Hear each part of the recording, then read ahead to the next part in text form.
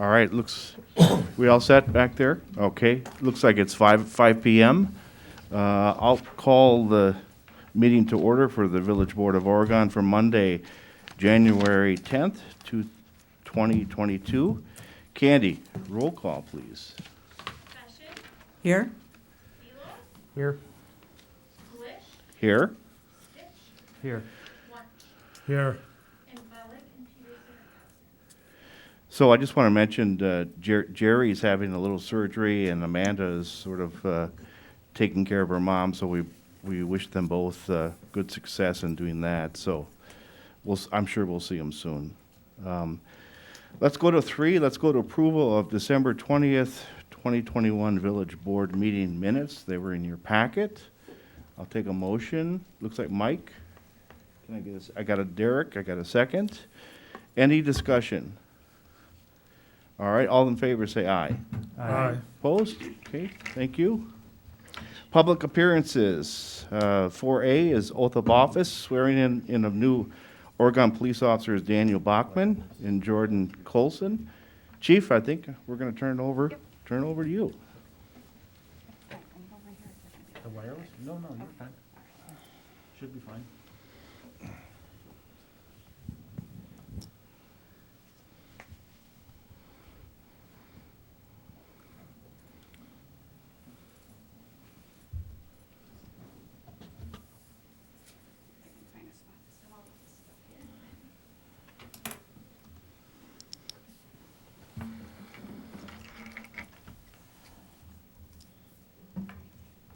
So first of all, I'm Chief Pagankoff with the Oregon Police Department. Can you hear me okay? Yeah.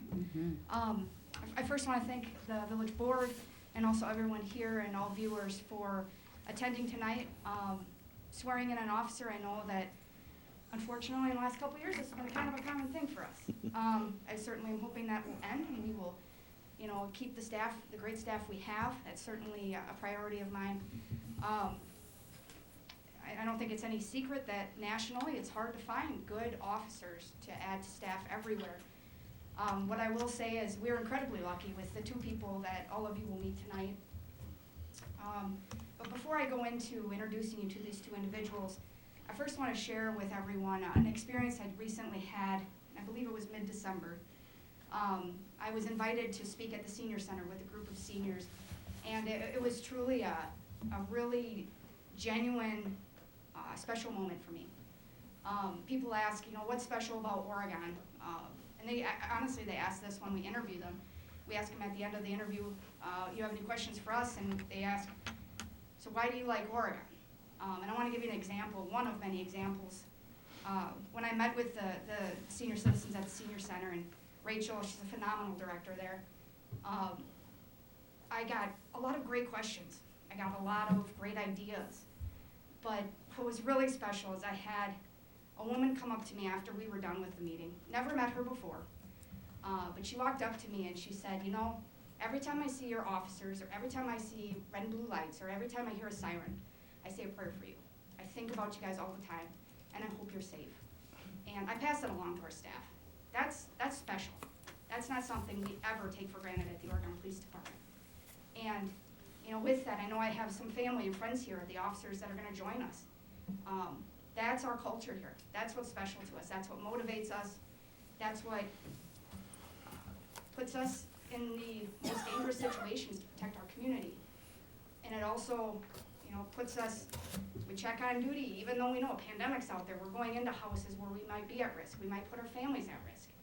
But it's knowing we're taking care of such a great community that keeps us motivated. So with that said, I'm going to ask the first gentleman to come up here. His name is Dan Bachman.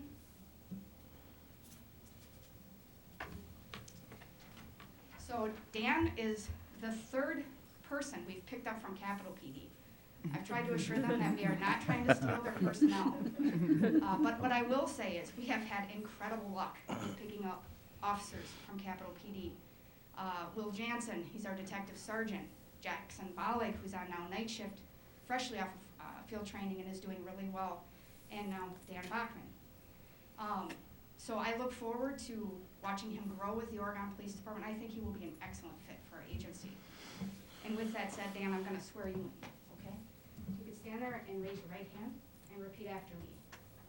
I, Daniel Bachman, I, Daniel Bachman, do solemnly swear do solemnly swear that I will support and comply that I will support and comply with the Constitution of the United States of America, with the Constitution of the United States of America, the Constitution and laws of the state of Wisconsin, the Constitution and laws of the state of Wisconsin, the charter, laws, and ordinances the charters, laws, and ordinances of the Village of Oregon, of the Village of Oregon, the rules and regulations of the Village of Oregon Police Department, the rules and regulations of the Village of Oregon Police Department, and the Law Enforcement Code of Ethics, and the Law Enforcement Code of Ethics, and that I will faithfully discharge the duties of my office and that I will faithfully discharge the duties of my office as a sworn officer of the Oregon Police Department. of a sworn officer of the Oregon Police Department. Congratulations. Thank you. I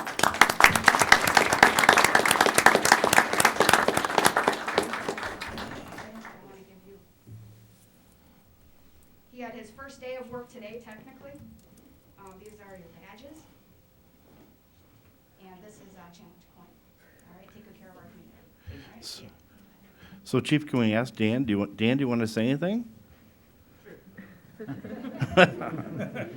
This is my first time probably seeing all of you, but I am looking forward to serving the community of Oregon and look forward to meeting you guys all in the future and attending more meetings, just getting to know everybody. So thank you for all having me, and I'm happy to be part of the community. All right, Thank you. welcome. Welcome.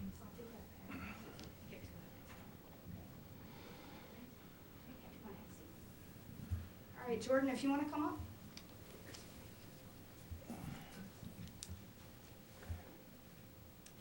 All right, so this is Jordan Colson. He, just grab this here. He came to us from Iowa County Jail, right? Yes. Okay, I'm sure I get that right. But he is not a sworn officer.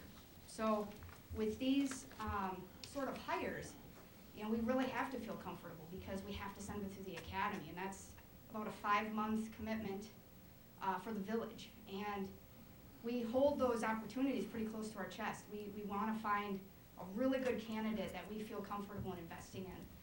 And I can tell you, I remember Jordan's interview with the administrative panel, and all 3 of us said without a doubt, we couldn't imagine investing in a better person for our department. I truly think Jordan's going to thrive at the academy. He struck me as an incredibly upbeat, honest, and just genuine person who I think will do very well for our community. So with that said, I'd like to swear you in. All right. So you want to raise your right hand? I, Jordan T. Colson, I, Jordan T. Colson, do solemnly swear do solemnly swear that I will support and comply that I will support and comply with the Constitution of the United States with of the America, Constitution of the United States of America, the Constitution and laws the Constitution and laws of the state of Wisconsin, of the state of Wisconsin, the charter, laws, and ordinances the charter, law, and ordinances of the Village of Oregon, of the Village of Oregon, the rules and regulations of the Village of Oregon Police Department, the rules and regulations of the Oregon Police Department, and the Law Enforcement Code of Ethics, and the Law Enforcement Code of Ethics, and that I will faithfully discharge the duties of my office and I will faithfully discharge the duties of my office as a sworn officer of the Oregon Police Department. as a sworn officer of the Oregon Police Department. Congratulations. Thank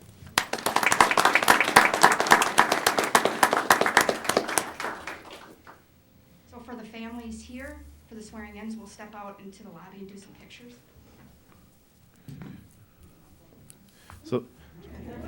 So Chief, does Jordan want to say anything? Jordan, do you want to say anything? Right there. So as the chief mentioned, I am obviously going to the academy, and I realize that that is something that is an investment on all of your behalves. And like I said, you guys don't even know me yet, but I promise you that I will take this academy very seriously. I will be like a sponge.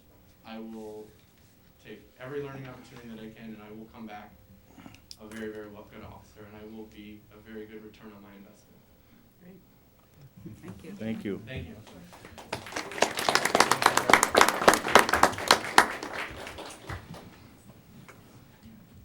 All right. Chief, you're good? Yep. Okay. All right. Let's go to 4B. Sorry, let me get my glasses. Presentation from Teresa Nelson, Oregon Nature Alliance, regarding ecological assessment of Keller Alpine Meadows Park area. Teresa, if you want to come down.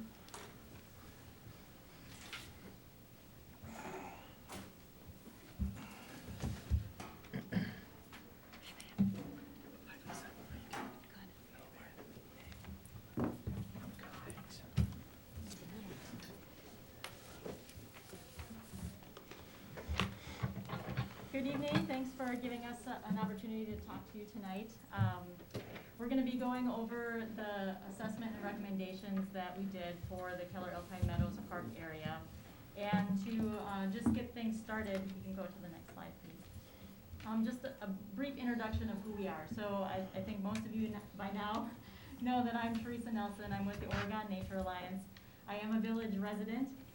I also have a bachelor's and master's degree in civil and environmental engineering from UW-Madison, and have spent the last 20 plus years working as an engineer in both the private and public sectors. And it was during some of my private sector time that I met and worked with Steve and Susan. So, I'm Steve Affelbaum. I'm an ecologist with, for 40 years I ran a firm called Applied Ecological Services down in Broadhead that had 18 offices nationally and about 300 staff. And as of last Friday, I retired and have become the director of a new institute called Applied Ecological Institute that's going to take some of the learning that we did over 40 years and try to apply that and bring that more generally to projects like what we're going to talk about this evening. My name is Susan Linhart. I'm a 30-year career ecologist with Applied Ecological Services, and also recently retired earlier this year. I'm also on the board of the Institute Steve described, and I have a decade-long experience with the local watershed organization, working with the community in the southern Wisconsin area. Thank you. Well, welcome to all of you. thank you. So we're going to kind of give you an overview of what was in the report that was in your packet. And so kind of looking at the site history, our recommendations, and what we think might be some good next steps. So just to give you a bit of a background as to where this came from. So the Oregon Nature Alliance formed in early 2021, and it generally was in response to the proposed development in the Keller Alpine Meadows Park area. That was something that a group of us got together and decided that it was something that we were interested in advocating for, keeping that area more natural, and that we wanted to start providing education and opportunities to connect with nature throughout the community. So we were concerned about the impacts of development in that area, the impacts to the wetlands, impacts to potential flooding, and looking at it as a very important ecological asset for our community, not only for the recreational benefits that it provides, but also the ecological and stormwater management benefits. So we did also look at kind of our vision. We kind of put that together. The next slide, please. And that was also shared with you previously, and it included restoration. And so kind of looking at that piece, we're lucky to be able to partner with Steve and Susan to do kind of look more at the opportunities for restoration in the area and evaluate what was currently on the site, and then look at the kind of some of the benefits of doing restoration there. So to kind of get into the site history, this is an area that prior to being settled by kind of the European settlers, it was mostly prairie, oak savanna. In the upland areas and in the wetter areas, it was sedge meadow. So this was an area that allowed water to slowly soak into the ground and slowly move through the system prior to anything happening. Then we get to settlement, which was around the mid-1800s. Our first aerial photo that we showed is from 1937, and you can see the entire park area is farmed. So it was, they use, I looked at the Historical Society page today, and they talk about breaking the land. And so the land was broken. And it was farmed for many years, it was tiled, it was drained, but slowly that farming ended, and the land was sort of left to recover on its own.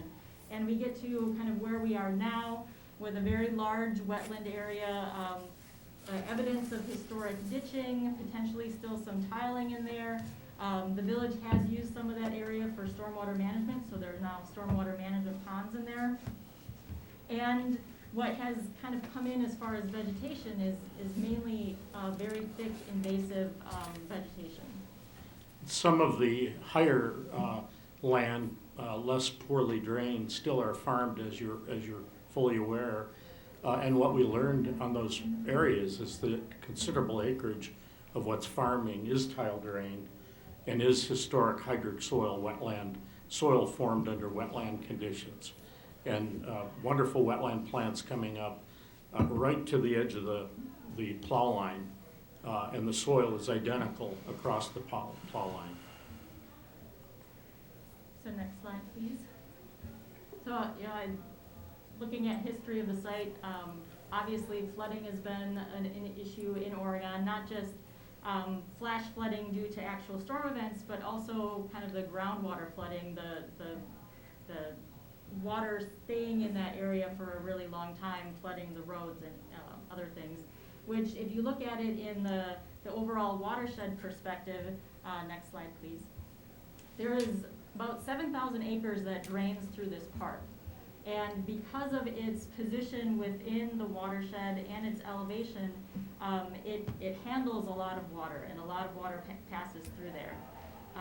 The northern part of the watershed is mostly agricultural lands right now.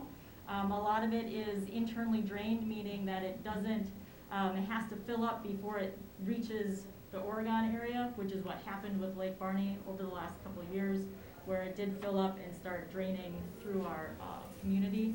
And then the southern part of the watershed is basically single-family development, and it's pretty much all developed now. So, next slide, please. When we look at the areas that are considered wetland, we kind of understand why. There's a lot of water that moves through here. It is a very low area. And the recent wetland delineation that was done for the west side shows that even there's more wetland than what the DNR has mapped on their wetland layer. And I think if the rest of it was delineated, you'd see that those wetland boundaries have extended quite a bit. And if farming was altered or stopped, there would be considerably more wetland developed on the site based on what we saw.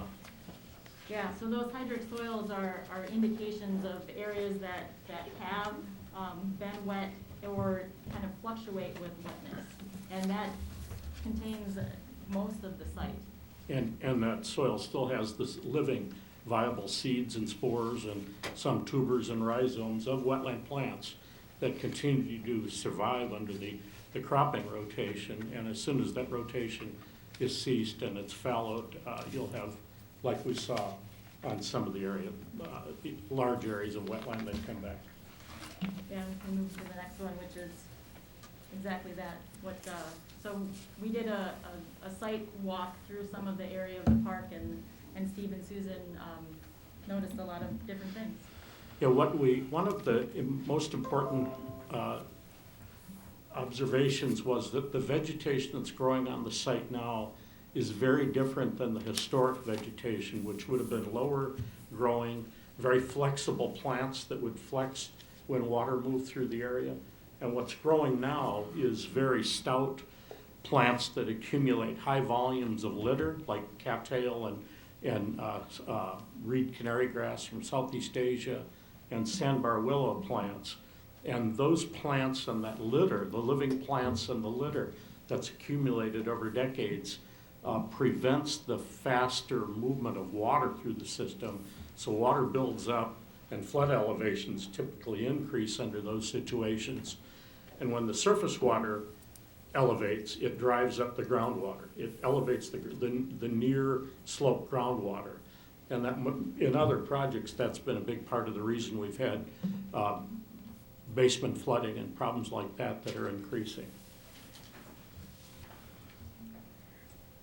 So that brings us into our restoration recommendations. So kind of generalizing them is to restore the former wetlands. So areas that are currently being farmed or otherwise that have those wetland soils, to restore those to wetland areas. To remove the invasive species from the other wetland areas, the areas that have just been left to do what they will. Restore the upland, prairie, savanna, oak savanna areas, and look at restoring the nature-based stormwater management. So looking at how we can improve some of the vegetation management around the existing stormwater ponds, and then that kind of leads into what we'll talk about pretty soon about the library site. The opportunity to emulate what was on the land historically is very viable on this site because the soils are still present, have been largely unaltered except by tillage and herbicide use from farming, but the seed banks for many of the native plant species are still present, as illustrated by what's coming up right where the plowing stops or the tillage and corn production stops. So the opportunity to restore various wetland types, savanna and grassland or prairie types is very viable on this site and would fit with the response of the land that you see out there now, the wetlands that have recolonized after the 1937 through probably the 40s or 50s farming. And there's an opportunity to integrate this with your overall stormwater master plan and reduce costs, and an opportunity to integrate this perhaps with a library site thinking. We'll go into that in a few minutes here. Next slide. Okay. And we also included, looking at the watershed above, because you're not gonna solve all problems by just focusing in on one area, because there is so much that contributes to this area. So it's an opportunity to develop partnerships within the watershed with the agricultural producers, city of Fitchburg, et cetera, to look at how we can improve the soil health and get more of the water to soak into the ground as opposed to run off. And also there's a really important ecological corridor between the Keller Alpine Meadows area and the Lake Barney area, an area that was historically wetland and had turned back into wetland over the last few years as it was wetter. That would be a very good opportunity to connect those important ecological areas. Just to emphasize the agricultural opportunity here a little more so. No engineering, hydrologic and hydraulic and hydrologic models take into account soil health. And one thing that's been well documented by USDA is a plummeting level of soil organic matter or soil carbon. It turns out for every 1% increase or decrease in soil organic matter in agricultural soils, there's a 12,000 to 60,000 gallon per acre water holding capacity. So if you're building up organic matter, it'll hold that additional water in the soil itself, the sponge, if you want to think of it that way, created by the organic matter. But if the land was 5% or 9% organic carbon and now it's 1 or 2%, which is the regional average, you've lost capacity for that land to hold water and soak water in, and now it runs off, and that's another contributor to increasing flooding. So some of the restoration benefits, obviously reduced flood risk, less runoff through increasing those soil organic matter, planting things to native vegetation that have deep roots that help direct water into the soil, improved water quality because less runoff of the pollutants. Converting the farmland to native vegetation would reduce all of the inputs that go into those cropped areas. It would increase the habitat and biodiversity, and that's something that every time I look at the news, there is another article There was one in the Isthmus just recently that talked about one of the best ways to rein in climate change is to restore damaged landscapes and preserve natural spaces. So these are the things that we are very interested in doing. Increase pollinator habitat, the overall wetland ecological community that not only needs the wet areas but also needs the connection to the upland areas as well. And then be able to maintain that nature-based recreation in our community that everybody, there's a lot of people that really enjoy that space and really want to have that getaway. I think the pandemic really showed that people need to have those natural spaces and they need to have them close. You don't want people that have to drive someplace else to get this. This is something that we have and we can make even better in our community. Another way to think about restoration is for every dollar invested, you get benefits under all these categories plus others that we'll talk about here in a minute. So the next thing that we looked at, the Nature Alliance still is really interested in preserving and restoring this entire park area. The whole area that we've outlined in these maps, this is all village-owned land. But we do understand that there has been talk and interest for putting the library out at this site, and so we thought it would be a very good opportunity to present our recommendations for mitigating those impacts of a development in this area to the maximum extent possible. So we have listed 10 things, and I'm just going to talk through them really briefly. So one of the most important things we believe is that if the library does go on this site, that the rest of it should be permanently conserved. If it's 4 acres now and another acre later and another couple of acres later, it's that death by 1,000 cuts that continues, and this is what we want to stop. This is a very important area that we feel should be preserved and restored. The second thing is to put that development as far away from the wetlands as possible, to be able to give all the runoff from that site a chance to be filtered and cleaned and slowed down before it gets to those areas. To redirect the paved bike path. That's something that a lot of people really enjoy, to have the safety of a path that doesn't cross roads or driveways. And it needs to be, away from any development, away from the building, but not so low that it's getting flooded. Alternative stormwater management. So looking at not just having a site and pushing all of your water to one space to treat, but having that stormwater integrated throughout the site. And that's what we tried to show through our little library site design there, is that those stormwater features are part of the parking lot. They're part of the site. They're part of the building. It's not something that's over there. It's something that is thought of in every aspect of that site design. And then it's released in a slow manner, as it would have been when that area was prairie wetland area to begin with.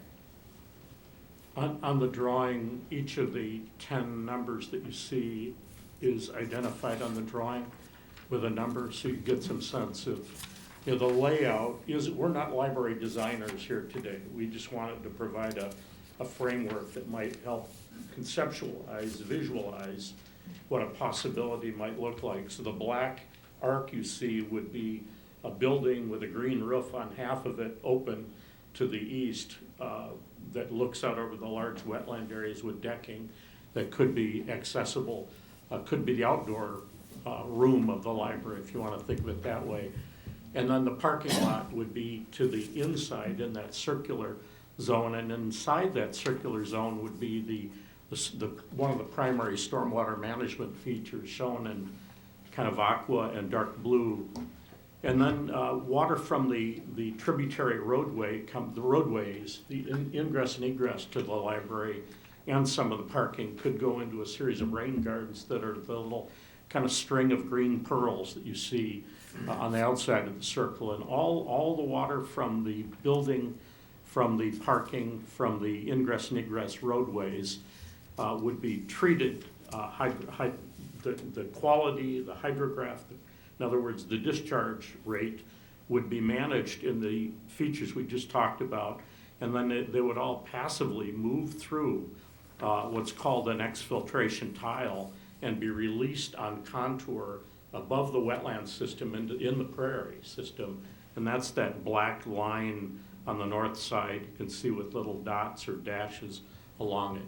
So that basically converts stormwater runoff from the surface into a shallow groundwater resource that will seep out into the prairie and contribute slowly as it moves its way down to the wetland to the creation and enhancement of the wetland system. Thanks, Steve. So then, kind of going down the list, native vegetation, so all of the site landscaping, we would look to see native vegetation, limiting the amount of turf areas, and that's planned in at the beginning, not just, oh, yeah, we'll do native vegetation at the end when it doesn't make sense to where they've put things. Control construction pollution. So construction site erosion is a big issue, and being right on the adjacent to a wetland, I think looking at going above and beyond sort of the minimum requirements for that would be the best for this site. Then there's been talk about a nature center in here, and I think that if the library goes there, that should be a big part of this space, because it is taking advantage of this incredibly important area, and that it should be dedicated with space and funding for that. Blending it into the landscape so that it's not sticking out like a sore thumb. The people that enjoy that space, I think would appreciate it kind of blending in and taking advantage of the area that it is. Minimizing wildlife impact. So looking at minimizing nighttime lighting, because that has a big impact not only on insects and pollinators, but other nighttime wildlife as well. And also limiting bird impact on windows to the extent possible. And then the final thing that we have is protecting water quality going forward. So limiting the use of herbicides and pesticides, fertilizers on the landscape, and also looking at salt use in the winter, because salt runoff into these systems can be really detrimental. And again, for every dollar invested in these solutions, you're investing in flood damage reduction downstream. So what you're doing here is an investment in reducing runoff from a developed site and reducing the contribution from this site to downstream flooding. And that's, I believe, an important part of your village issues right now, or challenges. And so one of the ways to be able to get these things incorporated in the right way into the site design is that we think that an ecological site designer, restoration professional should be involved in that, the library site design process if it does end up going in this area. So everybody wants to know about costs, and we've put out a few things for consideration here. Yeah, restoration usually costs significantly less than conventional landscaping. On the front end, it might be a little more expensive. If you bring sod lawn in, it won't be more expensive than a sod lawn job on a per acre basis. But for sure, the long-term maintenance costs, even though they're a little different than normal lawn and park maintenance, they're typically significantly lower cost. And there's wonderful handbooks like US EPA Region 5 is a handbook for communities and native landscaping that identifies the costs for the region. The value consideration, which would need to be explored and documented as the design for the site comes together. There's flood damage reduction, community recreation and health benefits, biodiversity, climate mitigation, water conservation, all of those and other benefits for that dollar invested. There's also interesting funding opportunities available for communities that take on this sort of restoration sort of program and land protection program as part of a village investment. And there's also ag lease transition money to restoration, where you keep some of the ag lease in place and earmark that revenue for the transition to restoration. And we've been able to show for some community parks that you don't need additional capital. You can use the capital that you've already got in place for maintenance of the parks. I'm not saying that's gonna work here, but that is working in other communities.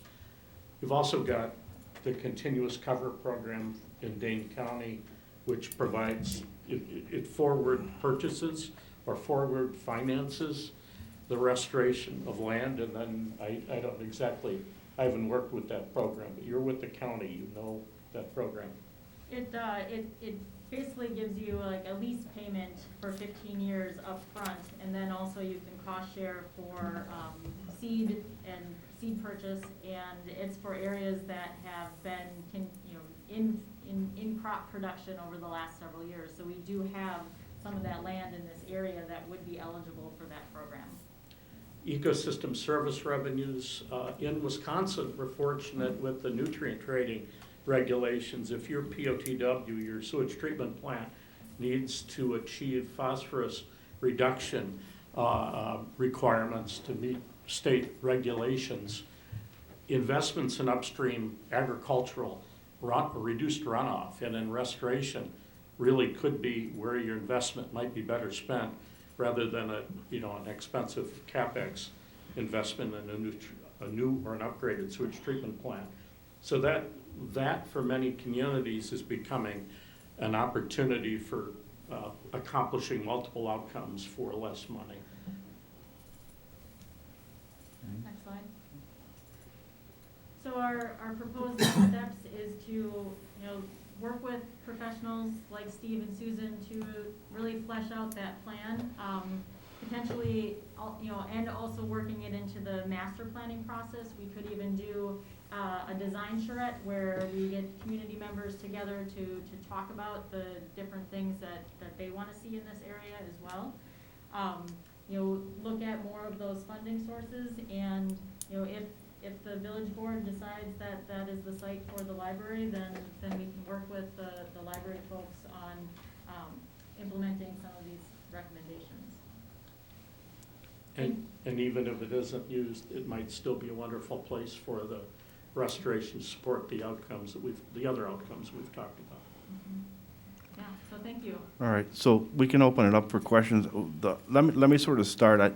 I think you sort of said it, Teresa, but on your recommendations, I think you alluded to this, even said it, that it would be best to sort of, if we're going to build the library out there, to do some of these things at the time that we build the library. Am I putting words in your? No, all of those things that we're suggesting are things that should go right along with. Yeah, because I heard you say, don't wait until, a year or whatever, do them as we're sort of developing We would want to this. see those things happen right away. Okay. And some things could happen before you actually go to construction of the library. For example, if the soil stockpile area, however it's referred to in the community, it becomes the site for the library, that soil stockpile area, because of the non-engineered fill that's been placed there, is going to require some upfront time to create the competent substrates for placement of a building or a parking lot. And some of the pollution abatement and the other strategies that Teresa talked about obviously would probably need to be put in place as a part of a SWIP stormwater plan. And why not do it at the same time with the restoration? So there's coordination opportunities to further reduce costs and improve effectiveness and efficiency. And just one last thing, and then we'll get others to, your proposed location of the library is, and I might be wrong, is a little different than kind of maybe what we thought it was, where it was going to be. Am I right on that? So what we were proposing is that it be as far away as possible from the wetland areas. Okay. And so the site that's very close to the church and. That has all that area. gravel and stuff on it? Right, Yeah. that site, it just down the hill is the wetland boundary. Okay. And so, potentially looking further north on that site would give more of a buffer between that development and the wetlands. Okay. Yeah, Steve, did you? The north end of the site, when we were there, we There is- pointed, Yep, it looks like the hydric soils, higher water table soils and poorer soils for construction actually come quite a bit up onto that slope area where I believe we were pointing as I one think of the we're other. talking further north. Yeah. Further north Yeah, is where I'm, it is a higher. Yeah. higher- Okay. I think we're Yes. talking about, you're talking about across from Cassander. Right. So Yeah. closer to Netherwood, but not all the way to the corner. Yep. And there's a rise there, and then it dips again as you Yeah. get closer to Netherwood. Okay. All right, so let's open it up for the board or for questions or, yeah, Carleen, go ahead. I just, first of all, want to say thank you. This is an amazing report, and I really appreciated being able to look at things historically, and I especially appreciate the larger watershed, kind of how that looks at habitat and the way the water is draining. Clearly would have been draining where we're sitting right now prior to the building of the village. So I appreciate all the time and effort that's gone into this and fully support the things that you have recommended should the library go there, which I've made really clear is my preference. And in particular, the inclusion of someone who has this kind of expertise as the building is being planned. So I guess it's not a question, it's just a statement. It's a statement of where I am on this. Okay, who else? well, you can ask a question if you want. I'm sure I will. All right, Mike's up next. Yeah, I just want to reiterate what Carleen just said. I've said this to you in private as well. I think this is a phenomenal report. I like a lot of, if not all of the recommendations, and we've had our disagreements, obviously, over where to place the library. But I think that restoring the wetlands in that area, and the recommendations that you had for the building of the library and mitigating its effects are spot on, and really look, I think this is a really valuable report.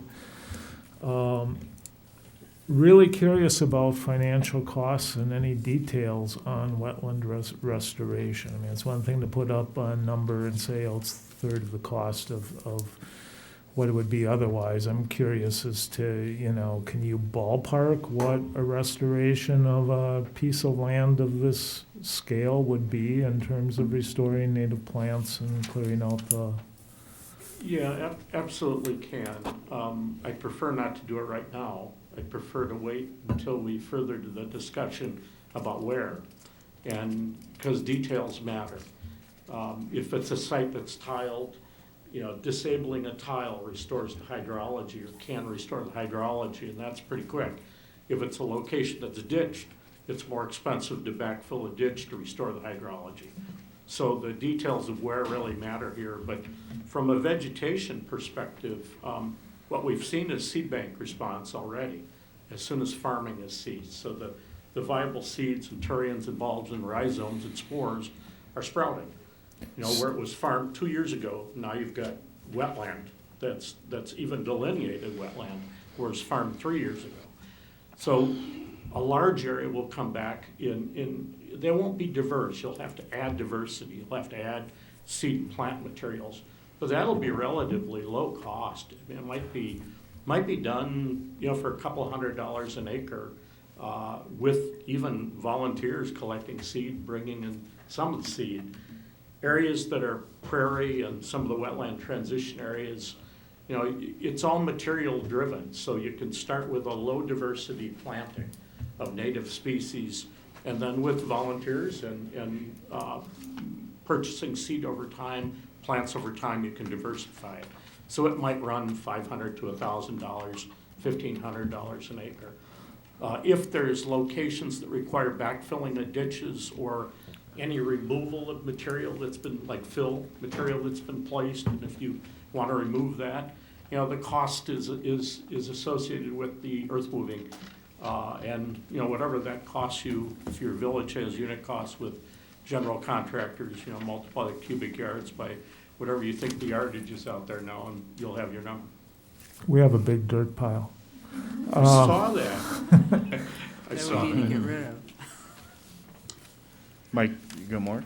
I did, but I lost my train of We'll thought. come back. And who else? Derek or, okay? Anything from Jeff or, no? No, Or is it that Glenn? pile just, that pile actually was created twofold. One was removing backfill material that was actually stored in a wetland down there on the other side of the parking lot. You might have reduced your cost already if you don't pay Right, for that. right. It was a spot that was not, should not have been used for storage, and so we knew that, if you look on the park master plan, this is actually, it's not Keller Alpine Park, it should be referred to as West Side Park, because Keller Alpine Park finishes at that one boundary, but this was all planned for West Side Park, and those materials were put up there because we knew we needed a large amount of material to grade for the fields that were planned up there, the playing fields that were planned up there. So that's why it's up there. And some of that material came from the construction of the apartments downtown here, and the contractor had a lot of very clean fill.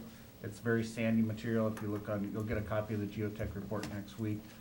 And a lot of the excess material that they had, we allowed them to dump out there because of the fact that we knew we would need it for development of the field areas.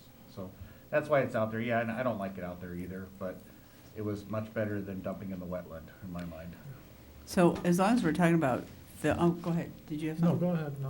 Well, you were talking about fill, and there's the fill that's right across from the Methodist Church there. That's Would- what I'm talking about. Okay, so would that, if we were to determine that Cassander, the location north of there, is the better place, is that fill that could possibly be used, moved to there? Is that the kind of thing that could also Yeah, typically, potentially yeah, save us some money? You could, I mean, I don't think it's bad material, as you'll see in the report next week, it's typical fill material.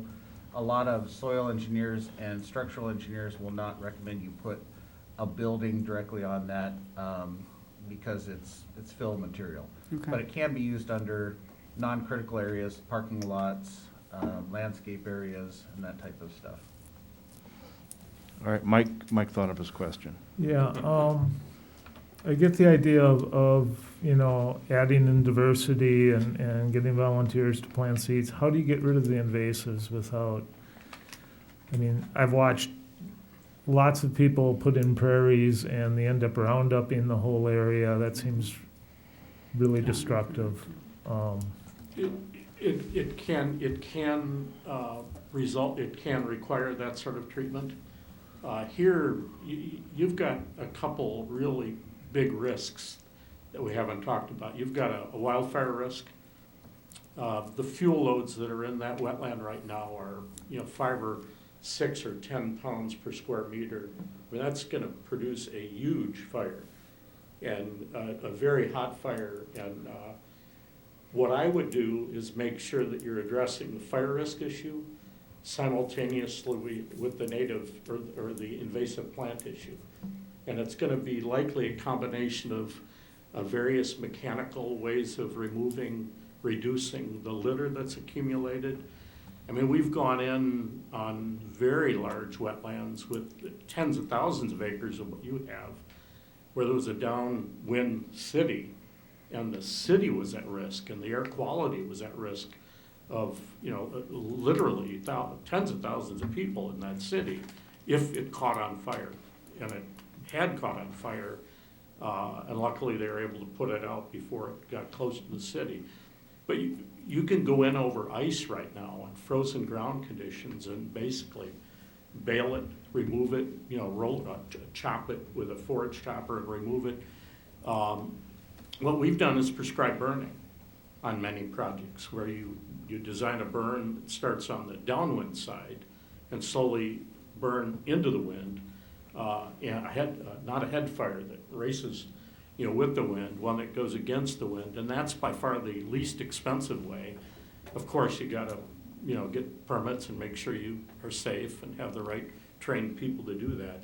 But mechanical methods and the possible use of prescribed fires over time, and also herbicide use for some of these invasives that just, really, it's not easy to get rid of them.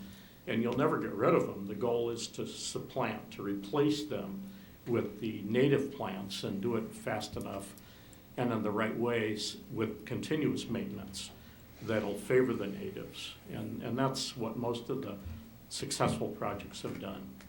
We've seen the same thing, Mike, where it's every year somebody's out there beating their head against a wall, spraying with Roundup, and every year killing what they planted and not killing the canary grass and, the other invasives successfully. So it would take a plan. All right. Carlene's got something. I have two questions. One's a clarifying question. When you say litter, do you literally mean trash, or do you mean like duff? I mean like plant matter. Like not- plant matter, oh, okay. yeah, Like good dead stuff, question. duff, okay. Yeah, what you have Okay. is 5 to 10 pounds per square meter. Right. Per 10 square feet. I just, Every because year. it's tall, I know that things can get caught in it as they're blowing, and I was thinking, boy, Yeah. that doesn't seem right to me, so I just wanted to clarify that. What that litter does is build up, Mhm. and it actually can dam the Mhm. movement of water. And historically, the water moved a lot faster through the Mhm. landscape than what it moves through there, but it moved slow. It's hard to talk about speed without actually Right. talking about the actual rate at which it historically moved compared to now. Right, okay, I just wanted to clarify that for people who are watching, because I just wanted to make sure they knew it wasn't trash. Not trash. And then the second question has to do with building costs. One of the things that I would like to see in a new library, assuming it goes out at Keller Alpine, is a nature center that we've talked about, and I have all kinds of visions in my head. Of course, I'm not an architect, but I just see these things, and I'm wondering about any kind of cost increases that maybe the Nature Alliance would be up for collaborative fundraising for anything that would be additional to what is already budgeted for the library, if it cannot be incorporated into the budget that we have now. I think what we would like to see is as much of this fit into the existing budget as possible, but if there are funding opportunities out there that we can support, and that we have the capacity to support, we definitely would be interested in that. Great, thanks. Okay. So Teresa, I think I know the answers, but I think you're going to also give this presentation or go through the report with the library board. Is that correct? I haven't directly reached Oh. out to them yet, but I definitely can Okay. do that if I mean, they're interested in that, having me I think they come. would find this interesting I too. don't, we got the report, we did include it in the packet, so they will be getting a copy of it, before our meeting on Wednesday, and we can schedule that at a future meeting if there's interest, depending on where. I mean, I would think that they would be interested in They would definitely be Yeah. receptive to hearing the recommendations. And- So we'll just have to figure out. if there's- Jennifer, do you think that we could also have, because there are some people that are on the library building committee that are not on the library board, perhaps invite them to that meeting as well so that they get this information at the same time? We can, we just want to make sure, we don't want to make sure, we would have them listen to that recommendation if the library goes at that location. I think, Mhm. we don't want to presume that that's going to happen, but we'd be happy to make sure they have that information if that does happen. Does that Okay, make sense? yeah, that does. Okay, anybody else? All right, well, we appreciate you coming and giving us this great information, and thanks for a great report. Yeah, thanks Thank very you. much. Thank you very much. Time. Okay, we are on 4C, which is public comment. This part of the agenda allows members of the public to provide information to the village board, including items both on and off the agenda. Do we have anybody? All right, Andy, you want to come up? Just state your name and your address, please, for us.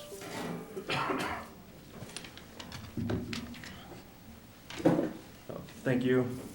My name is Andy Herneman. I live at 375 Ash Street in the Village, Oregon. I want to thank Teresa, Steve, and Susan for putting together the ecological assessment that they have shared with you. My hope is that you all take some additional time after the meeting to go back through the information and review it. Over the past few months, the public was invited to take part in information and listening sessions regarding the location for the new library. Many community members participated in those sessions, asking questions, providing public comment, completing the comment section on the library's webpage, and sending emails to both the library board and the village board. An overwhelming majority of those community members were not in favor of siting the library along Alpine Parkway. With so much emphasis put on this public comment period in the past, I'm curious as to why it has been so easy for some members of both the library board and the village board to readily dismiss what the public had to say. Village trustees have been elected to serve the interests of the community. Think about the message being sent to voters when they see that the people they voted for are not listening to those community members. Regardless of where the new library is located, money will be needed to be spent to get the site ready for construction. Even with those costs, many community members still want the library to remain downtown. I understand that finding a location for the new library has been a long process and that everyone is tired. However, that doesn't mean that a hasty decision needs to be made to site the library along Alpine Parkway just because the village owns that property and nothing has been built there yet. As you heard, there will be a substantial cost related to site preparation there, regardless of where the library goes. So I ask you, please slow down. Please stop trying to rush this through because it seems convenient. Personally, I do not want to see the library built along Alpine Parkway, and an overwhelming majority of those community members that have commented about this siting feel the same way. I ask you to listen to the community. Thank you. All right, Andy, thanks very much. Comments? Okay, anybody else?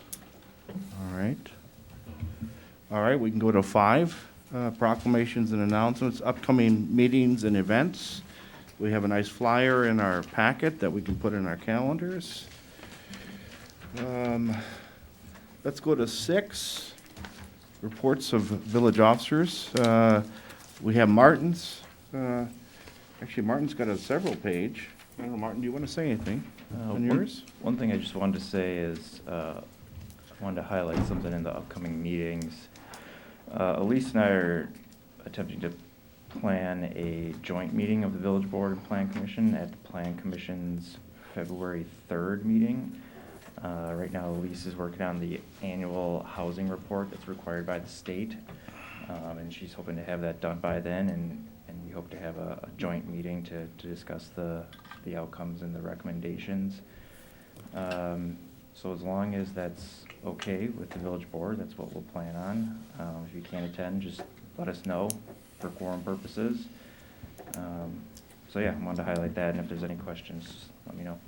Okay. What time would that be? 6:30. Thank you. Anything else? Yeah, Derek. I'm just gonna throw out there, Martin, there's a fire EMS commission meeting that night as well, starts at 5:30. Okay. I don't know if there'll be overlap or not, but. Okay. That's it.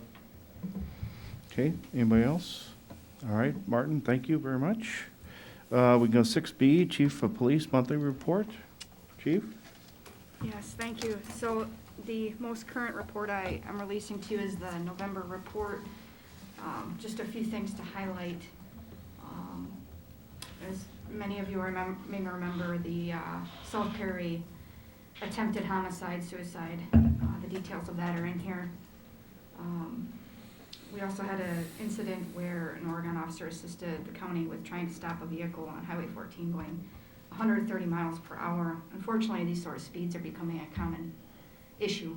So we're really trying to help there because our Oregon families travel that road very commonly.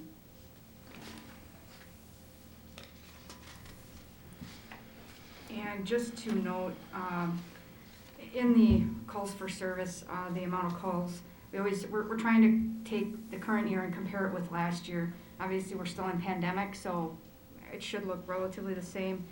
But I will be honest, I was not surprised to see that we've almost doubled in 1 month in domestics. We've, in November, had 10 in comparison to 6 in 2020. Drug investigations was 8 this November versus last year's 2. Again, not surprised. We're seeing a lot of meth coming through the county. So we're really trying to do our part to get that out of the community. Another call for service that we're seeing is frauds. Our investigative unit is quite busy with frauds right now. The latest is these COVID testing sites, so we actually forwarded the information out to several entities to make them aware, but just in 1 month, we almost tripled our number for frauds. And then for traffic, whether it's citations, complaints, or warnings, quite a bit up from the previous year in November.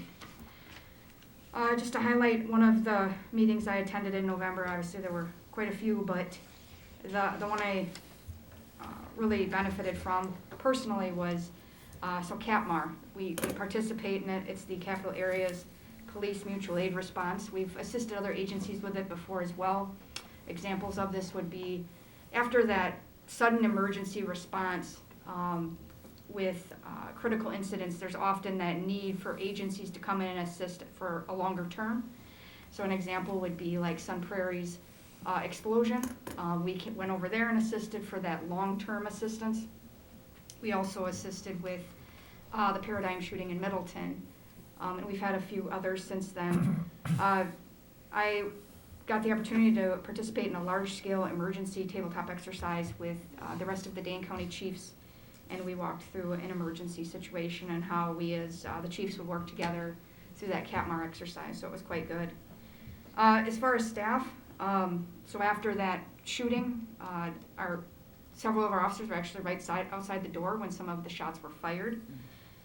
So we did host a critical debrief, and we invited the fire and EMS who were also there or eventually responded on scene. We use our employee assistance program to come in and guide us through that, and it went quite well. We participated in Operation Joy, the toy drive, and I can say I think it's by far the most toys we've ever collected, so kudos to Oregon for being so generous. And the Oregon High School invited us to come in for their career fair and offer an opportunity to have a table and talk to students, so we sent Officer Nydia Navarro to do that, and she really enjoyed it. So that's what I have for November. Okay. Anybody have questions for Chief? Chief, is that it for you? You done? Yeah, and then when we get to the Yeah, you got a comment couple and other content, things, yeah, okay. All right, so let's move down to 6C, Senior Center Director Report on Senior Center Pilot Program Meal Pickup Opportunity. Rachel will talk about that, and she's got a couple other things, I think. So we had hoped to start a pickup program for seniors who weren't comfortable eating in a group with their masks off. That was going to start next Monday. Circumstances have changed somewhat, and the program actually kind of started today because we learned last week from the county that they were recommending that we not offer programming where people couldn't be masked and 6 feet apart. So I contacted the county and said, does that mean you don't think we should be eating in group settings? And they said, that would be our recommendation. So we have now stopped providing meals to the public at the center, and we're asking everybody who would normally eat at the center to come pick up their meal. So it's become a curbside kind of program. We're still delivering meals to people in their homes. We have 4 routes that have been going on all through this time. So our pilot program sort of became quickly the program and started a week early. And along with those changes, we've also made some changes in what we're offering at the center. Our adult day program continues to be open. Case management is there. Loan closet is there. But some of our more social programs are on hold for the rest of the month just because we're trying to protect our staff, protect our seniors, and see if we can help get ahead of this a little bit. So. Okay. Any questions for Rachel? All right. Very good. I have one question. Are you having comparable numbers of people come pick up meals as would have come in to eat? Or, I mean, today, I realize it's the first day, but, Today, we had a few less, and I think we may have had a couple people who simply forgot. okay. Okay. All right. Rachel, thank you. That's it, right? You're good? Okay. All right. Director of Public Works report, public information meeting for South Prairie Parkway, Janesville Street intersection project. Jeff, I know the public likes to come to these. I know you've had Absolutely. really good success. Yeah, so So why don't you talk about it? we really want to be able to make sure that they have some input, or at least understand kind of what's going on. There's not a lot of changes to this that really can be made, because we're really just signalizing the intersection. We have received very strong public support for that in the past, Mhm. but it's very important to have a public information meeting. That's scheduled for the 20th from 7 to 8:30 PM. That's in this room. So we've actually done Facebook posts for this. We have the message board sign out, and we'll have that out through the meeting, turning it different directions so people can see out there at the intersection.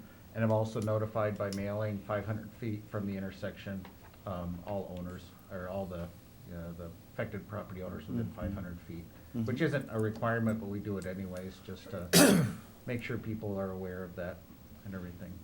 Okay. So. Anybody have any questions on this for Jeff? Okay. Yeah, these are pretty well attended too, I think, Jeff. In the It past, some depends, yeah, it hit and miss. depends. You know, I don't expect a lot of people out for this one, Okay. because it's not I don't think it is gonna affect, it just is like any construction project, it'll affect traffic through that area, next summer, but we'll be maintaining traffic on Janesville Street. It'll probably close to cross Okay. traffic at All that right. intersection. Always good to inform the public. Absolutely, Okay? All right, let's keep moving on to 6E, which is a report on status of an order to raise an unfinished building located at 146 Washington Street. I don't know, if Jeff, do you or who wants, Matt, or who wants to take this? A 20-year project in the making? This has been going on for 20 years, and the person, homeowner here has made valiant effort to build it at first, and it's kind of, I think it's just been a struggle to move it beyond that point. And the neighbors have been very patient. We've gone through 3 building permits. This is kind of keeps cropping up about every 10 years. And I think some of it is, these are difficult situations. You're dealing with people's property, you're dealing with their hard work, and we want to make sure that we give them every opportunity, and I think, we have. And the neighbors have been very, very patient and gracious through the years, but we get to a point where we say we need to take the legal action to do that. And we don't do these very often. In fact, I think probably 8 or 10 years ago was the last one with the village. And but we'll be having a hearing on the 20th. Matt's firm will be walking us through that, correct? And I hope that we will be These successful are never with it. done lightly. I mean, these are. Not at all. These are tough things to do. But Matt, do you want to? Just briefly to let you know what the crux of the issue is that will be presented to the judge on the 20th. So our building inspector did issue a raise order following the history that Jeff described, requiring that this unfinished structure be removed entirely, including the footings and foundation. The owner requested that he be allowed to keep the footings and foundation in place. And the response to that has been, no, that's part of the structure that needs to be removed. He says he wants to build a garage on the existing footings and foundation. He does not have a permit at this point to build a garage. And we're evaluating the zoning aspects of if he were to come in and apply for a permit to build a garage on the existing foundation, after the structure has been removed, I'm still trying to nail down whether that would even be allowed under the zoning, because it appears that it might be in violation of the setback requirements. Correct. And we're gonna be talking I'll be talking about that more with Jeff and Elise tomorrow.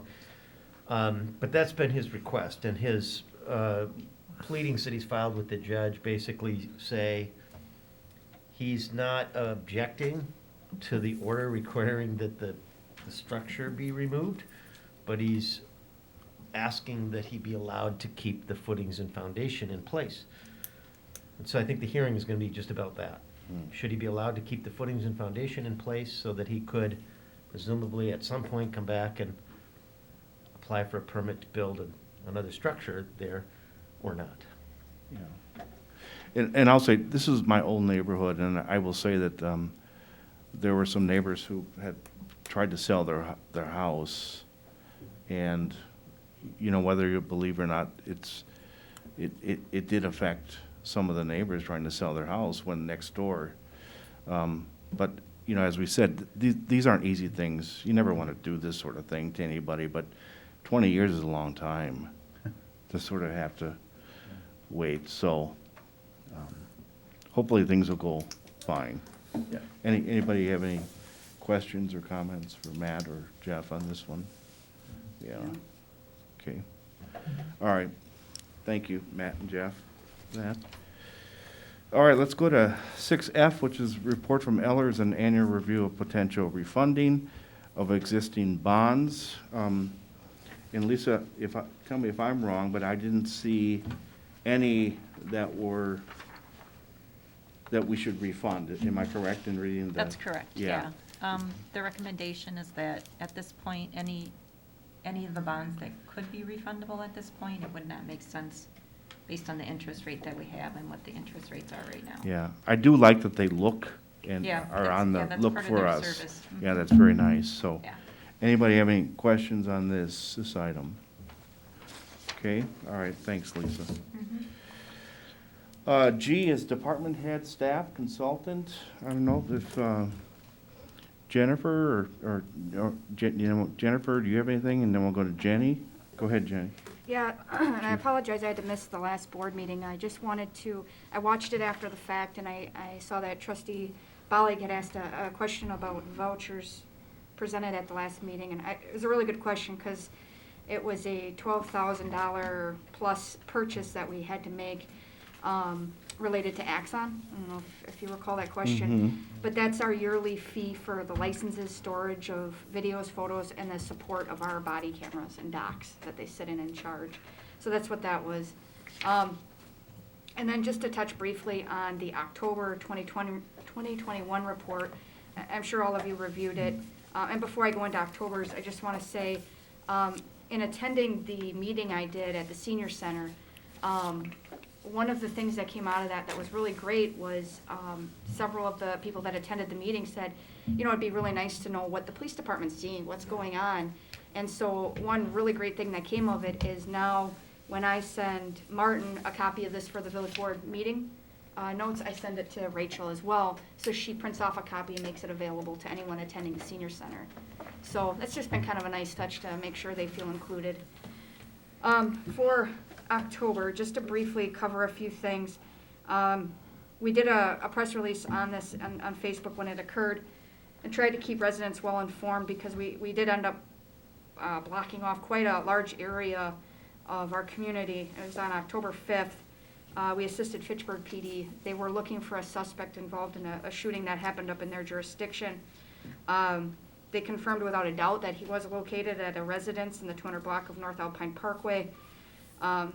They brought in 2 tactical response teams to make sure that they were able to isolate this person in case this didn't go well. I was there on scene as well as our lieutenant, and the interim chief for Fitchburg was sitting right next to me the entire time, so we worked through everything together, as well as the commander for the TRT team, TRT team is the tactical response team. It's essentially Dane County SWAT team. And then we had Madison SWAT team there as well. It ended very peacefully. They positioned themselves, they called them out, and they came out peacefully and were taken into custody. Another one that occurred was on October 9th. This was actually not in our community, but I just wanted to touch on it on Rutland on Town Line Road at Sunrise Road. We actually were called out for emergency backup to assist a deputy who tried to make a traffic stop, and the person that he was trying to stop attempted to intentionally run him over. We were able to assist and help with that emergency. On the 22nd at roughly 11 a.m., we had a strong-armed robbery at 1120 Park Street, also known as Sleep Inn. And the details of that are in there, but we were able to identify the suspect and take him into custody. He was transported to jail.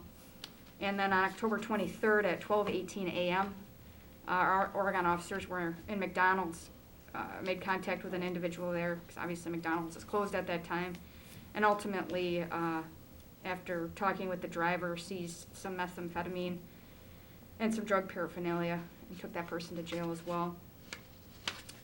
From October, and comparing 2021 to 2020, just some numbers to highlight. We in 21, we had 10 cases just in the month of October for drug investigation versus 3 the prior year.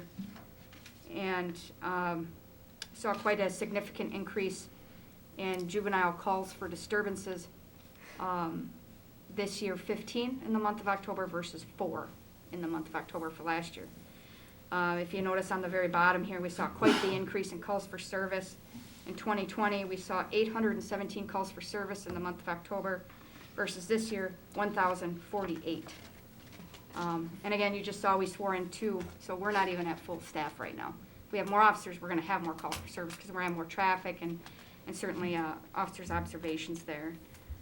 Just out of respect for time, I won't cover the meetings. Obviously, I'm sure you had a chance to review that, and I'd be happy to answer any questions. Yep. Any questions for Chief? I just have a comment. Yeah. I feel like a lot of this is seeing just the overall stress and pressure that people are feeling from this continued coronavirus and just not being able to have normal functioning lives. It just takes a toll. And I commend the department for how well you've handled it. Thank you. All right. Thank you, Chief. Jennifer, I just want to open it, if you have anything, just opportunity. I don't have anything particular. I do want to just mention the soil report, so that'll be included. The soil borings were completed at the Alpine Parkway site, and that'll be included in your board packet for next week. You'll have a chance to review that in advance for the next joint meeting. Okay, thank you. Okay. Village board comments. I know, Derek, you got a couple things. Just a couple things from the Fire EMS Commission meeting the other night. Just wanted to throw it out for the public that they are holding a fundraiser on February 5th. It's a bowling tournament. Sign-ups by January 28th, and they are also seeking donations for purchase of a drone to help in some of their search and rescue operations. So just wanted to get that out there for the public. Okay. Anybody else on the board have anything? Okay. We'll go on to 7, communication miscellaneous business. So 7A is approval of vouchers in the amount of $1,495,285.48. If we can get a motion in a second, we'll get it on the table. Mike and Carleen, okay? It's on the table. Yeah, Mike's got something. Yeah, I feel like with Jerry gone, I have big shoes to Yeah, fill. gotta fill that. Fill You'd be in. proud. So, item 1532, City of Madison, North Main project. 1532. Is that the 9 million, or 900 some thousand? No, but that would be my next question. I kind of know what it's for, but if you go through it. 1532 is specifically City of Madison, which I didn't know they were involved in North Main. Well, that's for, the City of Madison maintains and takes care of all of our traffic signals.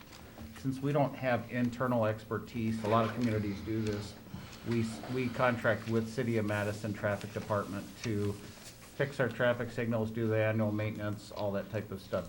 So it was part of North Main involved having to come in and install new indicator loops in the pavement and also do the programming to be able to change during construction and stuff. So that was a part of that project. Okay. And then the 900-some thousand further down, item 2015, that would be the sewer reimbursement for sewers and things? No, or- that actually, here, I'll just get that to 2015. 2015, yes. Okay, yeah, 2015. that 946,000 jumped out at you? Is It did, yeah, I did Yes. tend to notice that. So that's actually half of the cost of the roadway. And that's, when we go into an agreement with Dane County, we agree to split the costs with them, and they did all the construction and everything. And that's the cost, that's our share of the cost of the roadway under that agreement. Okay. Yeah. And then lastly, one other item. It's, item 7303, bad fish drainage. 7303. Well, that's Badfish, that's for Rupert Milky. That's our engineers. I think that's 7303? Yeah, there's a thing there for bad Oh, fish. Badfish drainage, yes. What is So that? that's for engineering, continued engineering support. They're doing work for the wetland permitting and everything. If you remember, we actually have a project to help move water through Lerner Park and that area up there. And that's an ongoing project, and so that's just for continuing engineering on that project. Okay. All right, Mike, that's it? Yep. Okay, anybody else? Luke, or anything? Yeah, well, that 900,000 one did step up, but I remember, I remember hearing about that. The one that actually stands out is, it's obscure, 12,418, purchase power, $5,000 for postage. It seemed like a lot for postage. Well, it's going up, right? Candy can answer that one. The reason we're doing that is the amount of absentees are Fluctuating. unpredicted right now. So we want to make sure that we have funds available, because last year we didn't, and it was a pain. We had to stamp all the envelopes, and we don't ever want to do that again. So we'll true it up towards the end of the year after all of our absentee ballots are out. Okay, thank you. All right, anybody else? That's just programming on the machine, right? That's It's just funds available. on the machine On the upstairs, machine. yeah. Yeah, okay. So yeah, because with purchase power, it's a long time when the check goes in the mail. It takes probably a good 2.5, 3 weeks to actually, like, allow us to use the funds. So we want to make sure we're set. Good planning, Candy, thank you. Okay. Anybody else? All right, we got a motion and a second, and we had some good discussion. Candy, do you want to take a Sure. voice vote on this, please? Wunsch, Yes. Philo, Yes. Stitch, Yes. Fashion, Yes? and Glish. Yes. Okay, thank you. On to 7B, which is the agreement to provide access to inmate telephone calls and messaging to Dane County law enforcement agencies between Dane County Sheriff's Office and the Oregon Police Department. Recommendation is to approve. Chief, I don't know, do you want to say anything about this, or? I can just speak briefly. All right. So this is something that's been a tool at our disposal for as long as I can remember. We have used this ability at times, as I explained in the memo. Prime example would be a domestic, where the victim reports back to us that her husband that we just arrested for domestic is calling her from jail saying, as soon as I get out, I'm going to kill you. Not only does that now exist as evidence of an additional crime, but also there may be information that's helpful in that phone call to help us in safety planning with her moving forward. Unfortunately, as we see this increase in domestic abuse in our community, and I would agree a lot of it is pandemic related, and I think we're also going to see some of that increase because we're growing. Having this ability, really, it's just now we would have the ability to access it when we need it.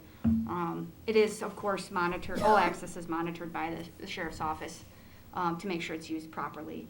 And we would really only look to have our investigative unit have access to it, just because there's really no rhyme or reason for our patrol officers to. They should be out on the road, working the road. So. Okay. All right, we go to Derek. Yeah, I just had is there a written policy for access or control for this, or is it? No, because No. it's not, maintained by us. Okay. We simply would sign the agreement that the sheriff's office is asking us to sign. Okay. And that's what's in the Mhm. agenda here, or the packet.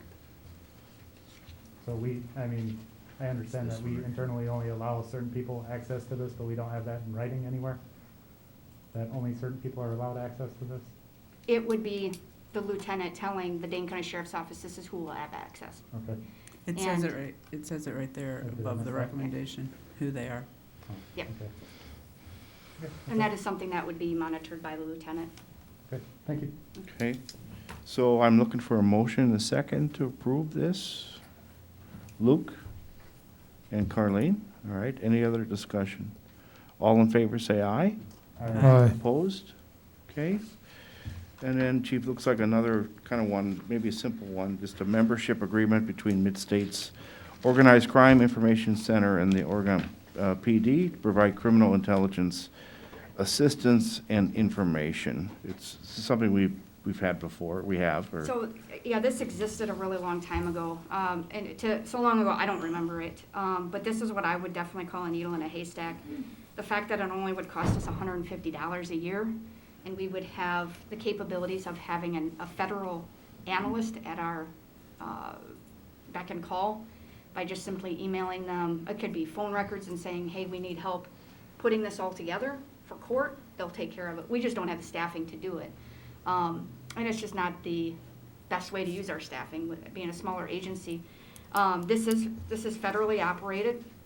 Many agencies are moving to it within Dane County, Rock County, Walworth County, a lot of states within Wisconsin. But to give you an example of a situation where this is like incredibly ideal, and this has happened in our community. We come across an individual late at night who does not live in the community.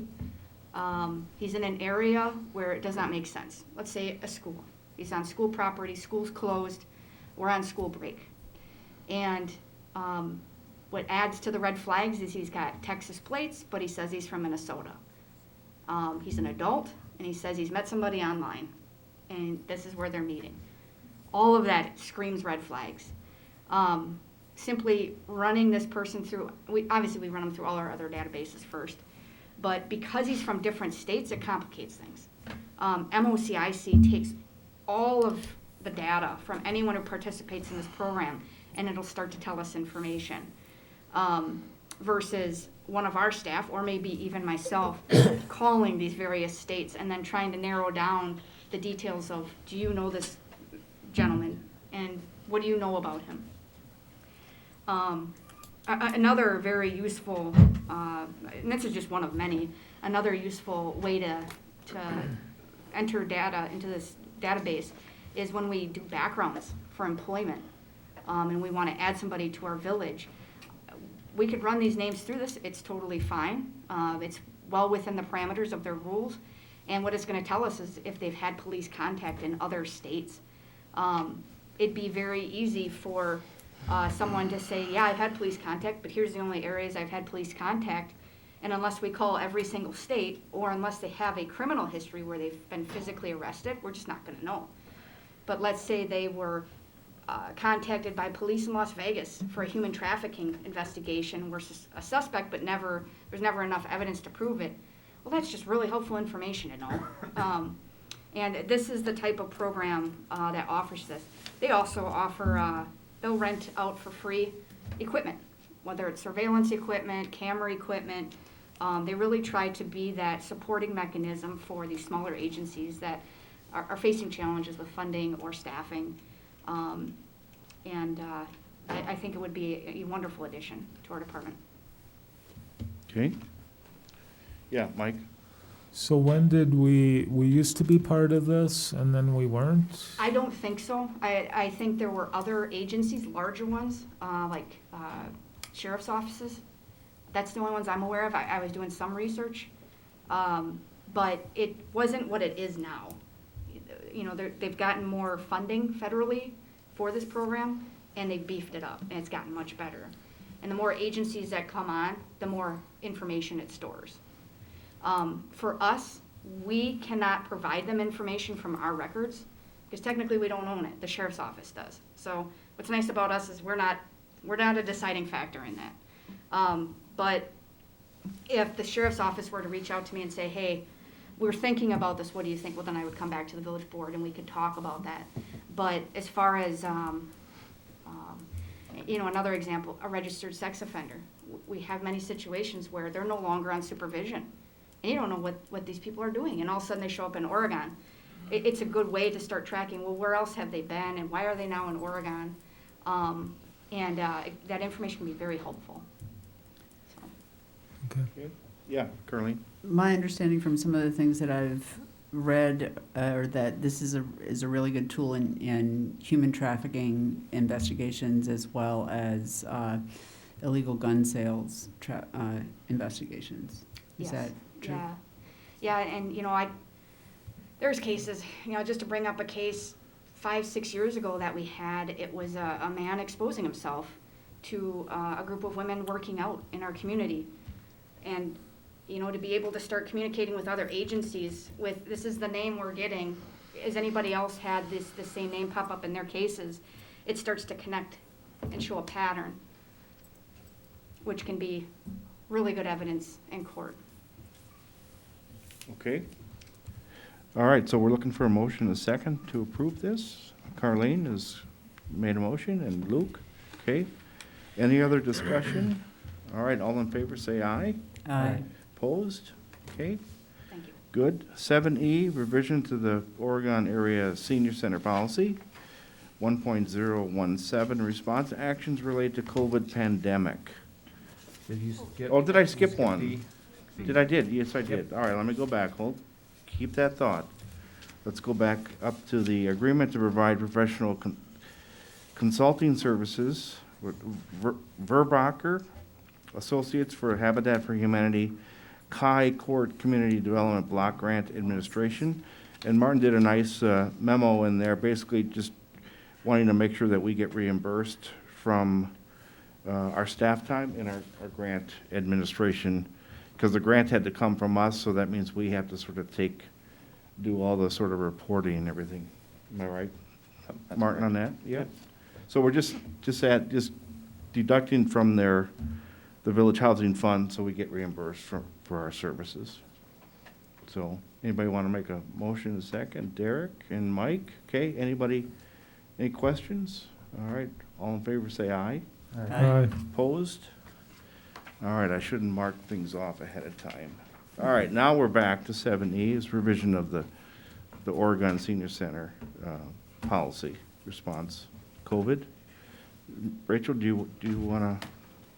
Well, I think the cover memo Pretty- pretty much pretty- hits yeah. the highlights of what the changes are. I'd be happy to answer any questions about it, though. Okay. Otherwise, Mike, you got a question? Yeah, I Okay. do.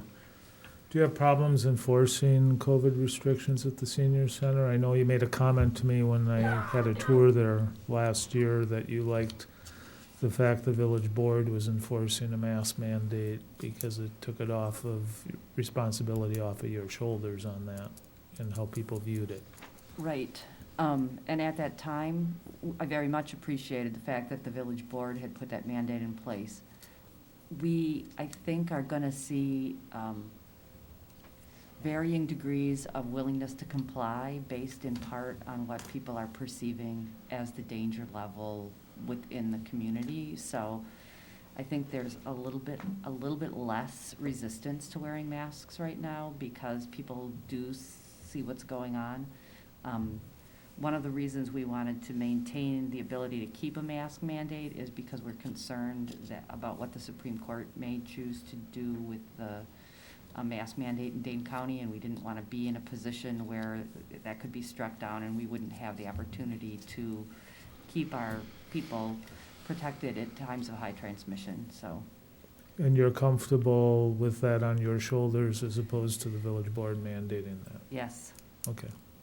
Okay. All right. A motion and a second on this one?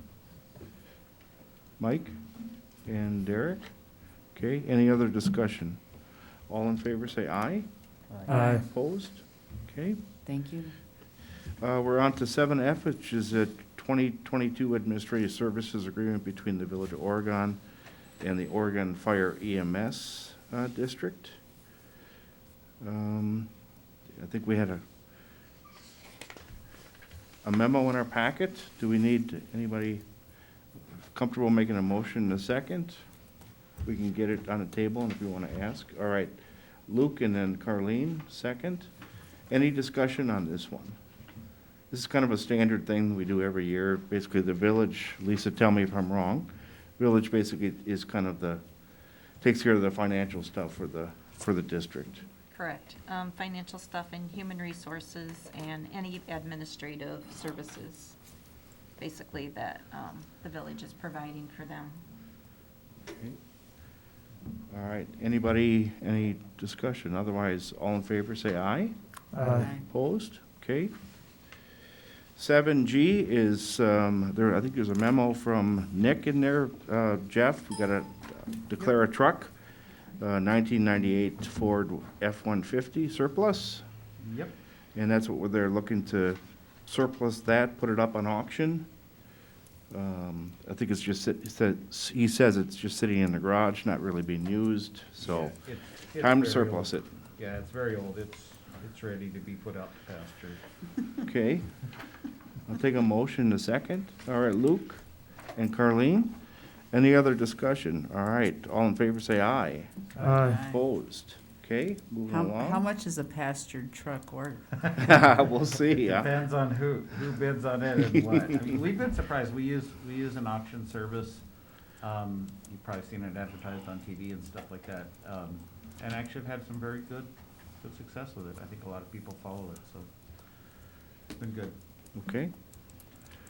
All right, we'll go to 7C, which is letter of credit reduction request for Bergamot Phase 5C to $25,000. Staff's recommending approval. And Jeff, I'm guessing that this is because that 5C is winding down. That's why we're reducing the amount. Well, at this point, it's wound down. Wound down. Okay. Just so that everyone understands, when when a developer comes in to build, we have them put up a surety bond, which is their letter of credit, or it's a bond. And an amount that's, I believe it's 15%, 115% of the cost to build the public improvements. And that's just a security that we put in place to make sure that if for some reason the contractor defaults and is unable to finish the project, we're able to then go and pull that money from the bonding company or the bank that's provided the letter of credit to be able to finish the public improvements. And we do allow them to reduce this over time. Mhm. And so this is a reduction of 25,000. It really just, this is mostly for street trees, which were unable to be installed this last fall. Mhm. Okay. All right, I'll take a motion in a second on this one. All right, Mike and somebody else, Derek, okay, any other discussion? All in favor say aye. Aye. Opposed? Okay. Thank you. And then we're still on Bergamot. Looks like letter of acceptance for street improvements, storm sewer on site, sidewalk, curb and gutter, water, sewer mains for Bergamot Phase 5C. 5C, yeah. And staff is recommending approval. Pretty Correct. standard. Yep. I'll make the motion. All right, Derek, we get a second. Luke, any discussion on this one? Okay, all in favor say aye. Aye. Opposed? Okay. Thank you. Good there. J, 3-year plan maintenance agreement with Cummings Sales and Service for wastewater treatment plant generating an amount of $2,449.35. Staff is recommending that we approve that. May I make a motion? A second. Luke and Mike. Okay, any discussion? All right, all in favor, say aye. Aye. Okay, and then it looks like we have our annual 2022 HVAC maintenance contract with Stately Plumbing and Heating for the village facilities in the amount of $29,400, which is the annual amount. Takes care of all the village stuff. Take a motion in a second. Luke and Derek, any discussion? All in favor say aye. Randy, Oh, yeah. So the contract last year for this was in the order of 23,000, is that correct? Correct. Okay, so the big increase is the new village We hall. bought a building, yeah. We bought a building, if you notice, the village hall, new village hall increased it by, $6,600. Okay, Yeah. Okay, that's it. Yeah. all right, we got a motion, and a second on the table. All in favor, say aye. Aye. Opposed? Okay. We're on to L, which is authorize Director of Public Works submit a safe drinking water loan program application for private lead service line replacement project funding. And, I don't know, Jeff, do you want to say, we got a little working group working on this? We're excited about this. Yeah, we are. Or do you want to make the motion first and then? Yeah, somebody want to discuss? make a motion in a second? All right, Carleen, and then I saw Mike's hand. Let's get, all right, so we got a motion in a second? Right, so there's been a lot of discussion over the years about the concern over lead pipe service laterals, the small pipes that carry the water from the main to the homes and into the homes.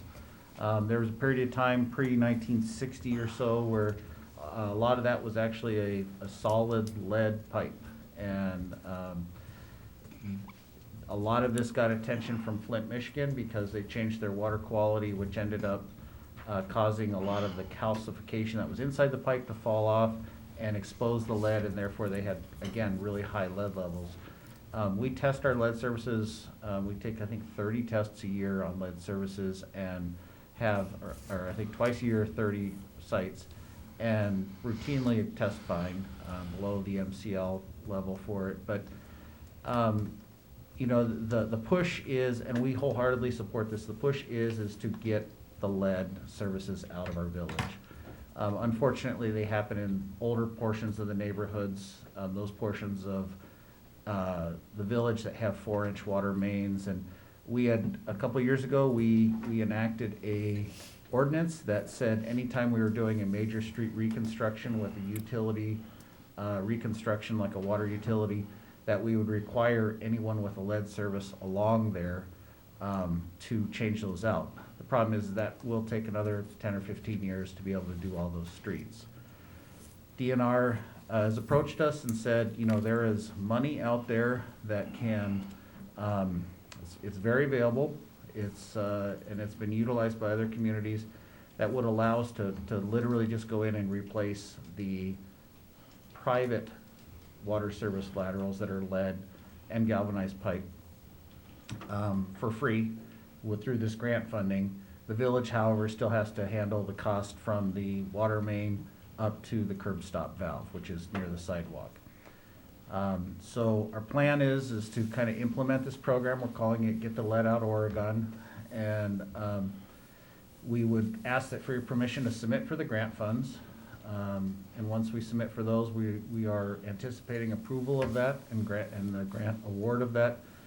And then we would likely be wanting to utilize a portion of the ARPA funds that we received, which is perfect for this, which would allow us to come in and replace the public portions of the sewer laterals. We have anticipated that we would have upwards of about 180 to 200 lead service laterals. And some of you have probably received letters from us that have asked you to look at your laterals. I know we sent out 215 letters to residents asking that they either look at their lateral as it comes up out of the floor and let us know what the material is, or if they do not feel comfortable knowing that or reporting that, allowing one of our people to come in and take a look at it. So we're doing that inventory. We will continue to move forward with a project at your blessing. And I think overall, this is going to be a great thing.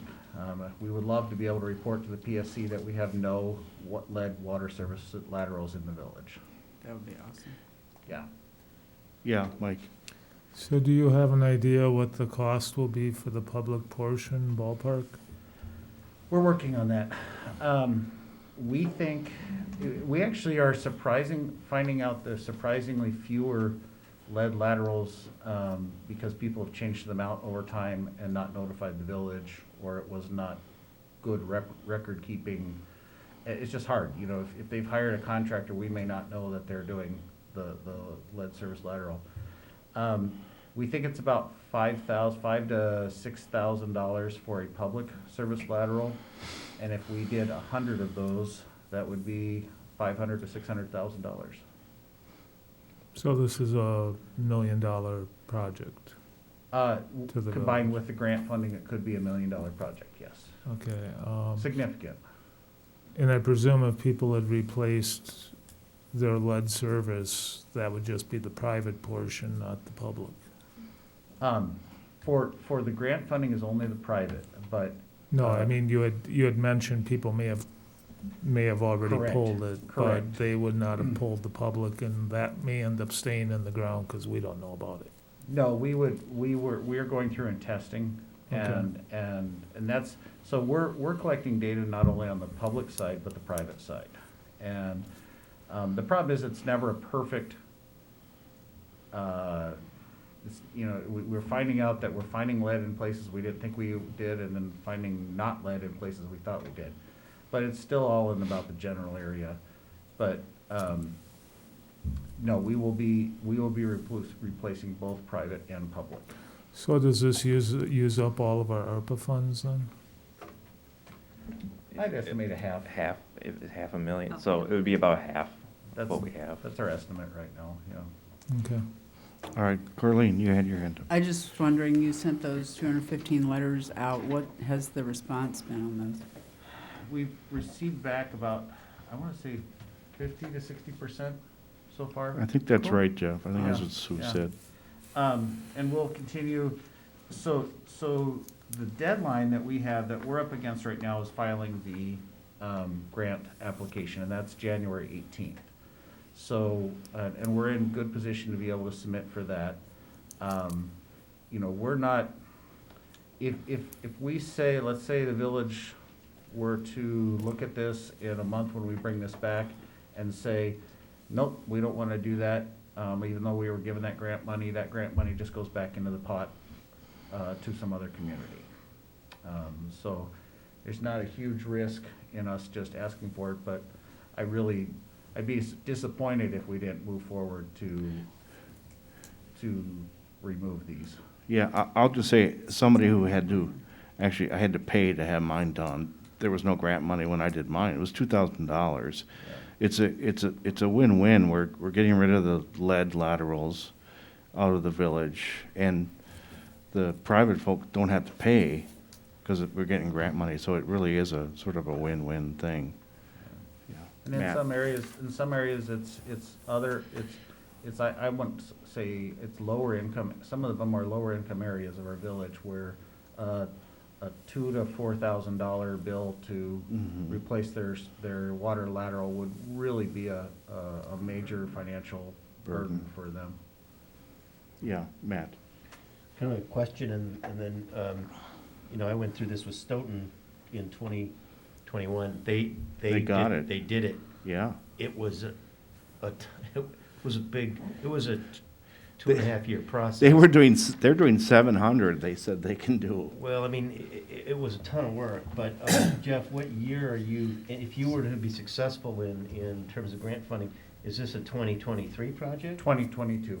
Really? Yeah, we would, because also what you see in this is authorizing us to move ahead and start getting the engineering done on this, which is fairly straightforward. It's really basically preparing a bid package, because you do it off of a unit price for investigation, for identifying, and then you have different methods of which they can replace the laterals depending on each situation. So make sure we have a staff agenda to talk about the legal pieces of this, because what we put together previously was not designed for this. Correct. Our ordinance that we did was not met, yeah. Right. Yep. We've got some work to do, but the urgency is for this year's grant funding cycle. And I just want to point out that our working group, we got Don Gray from Public Works and Sue Poole and Martin and I and Jeff have been sort of working on this. So this really is an opportunity for us to get some good grants.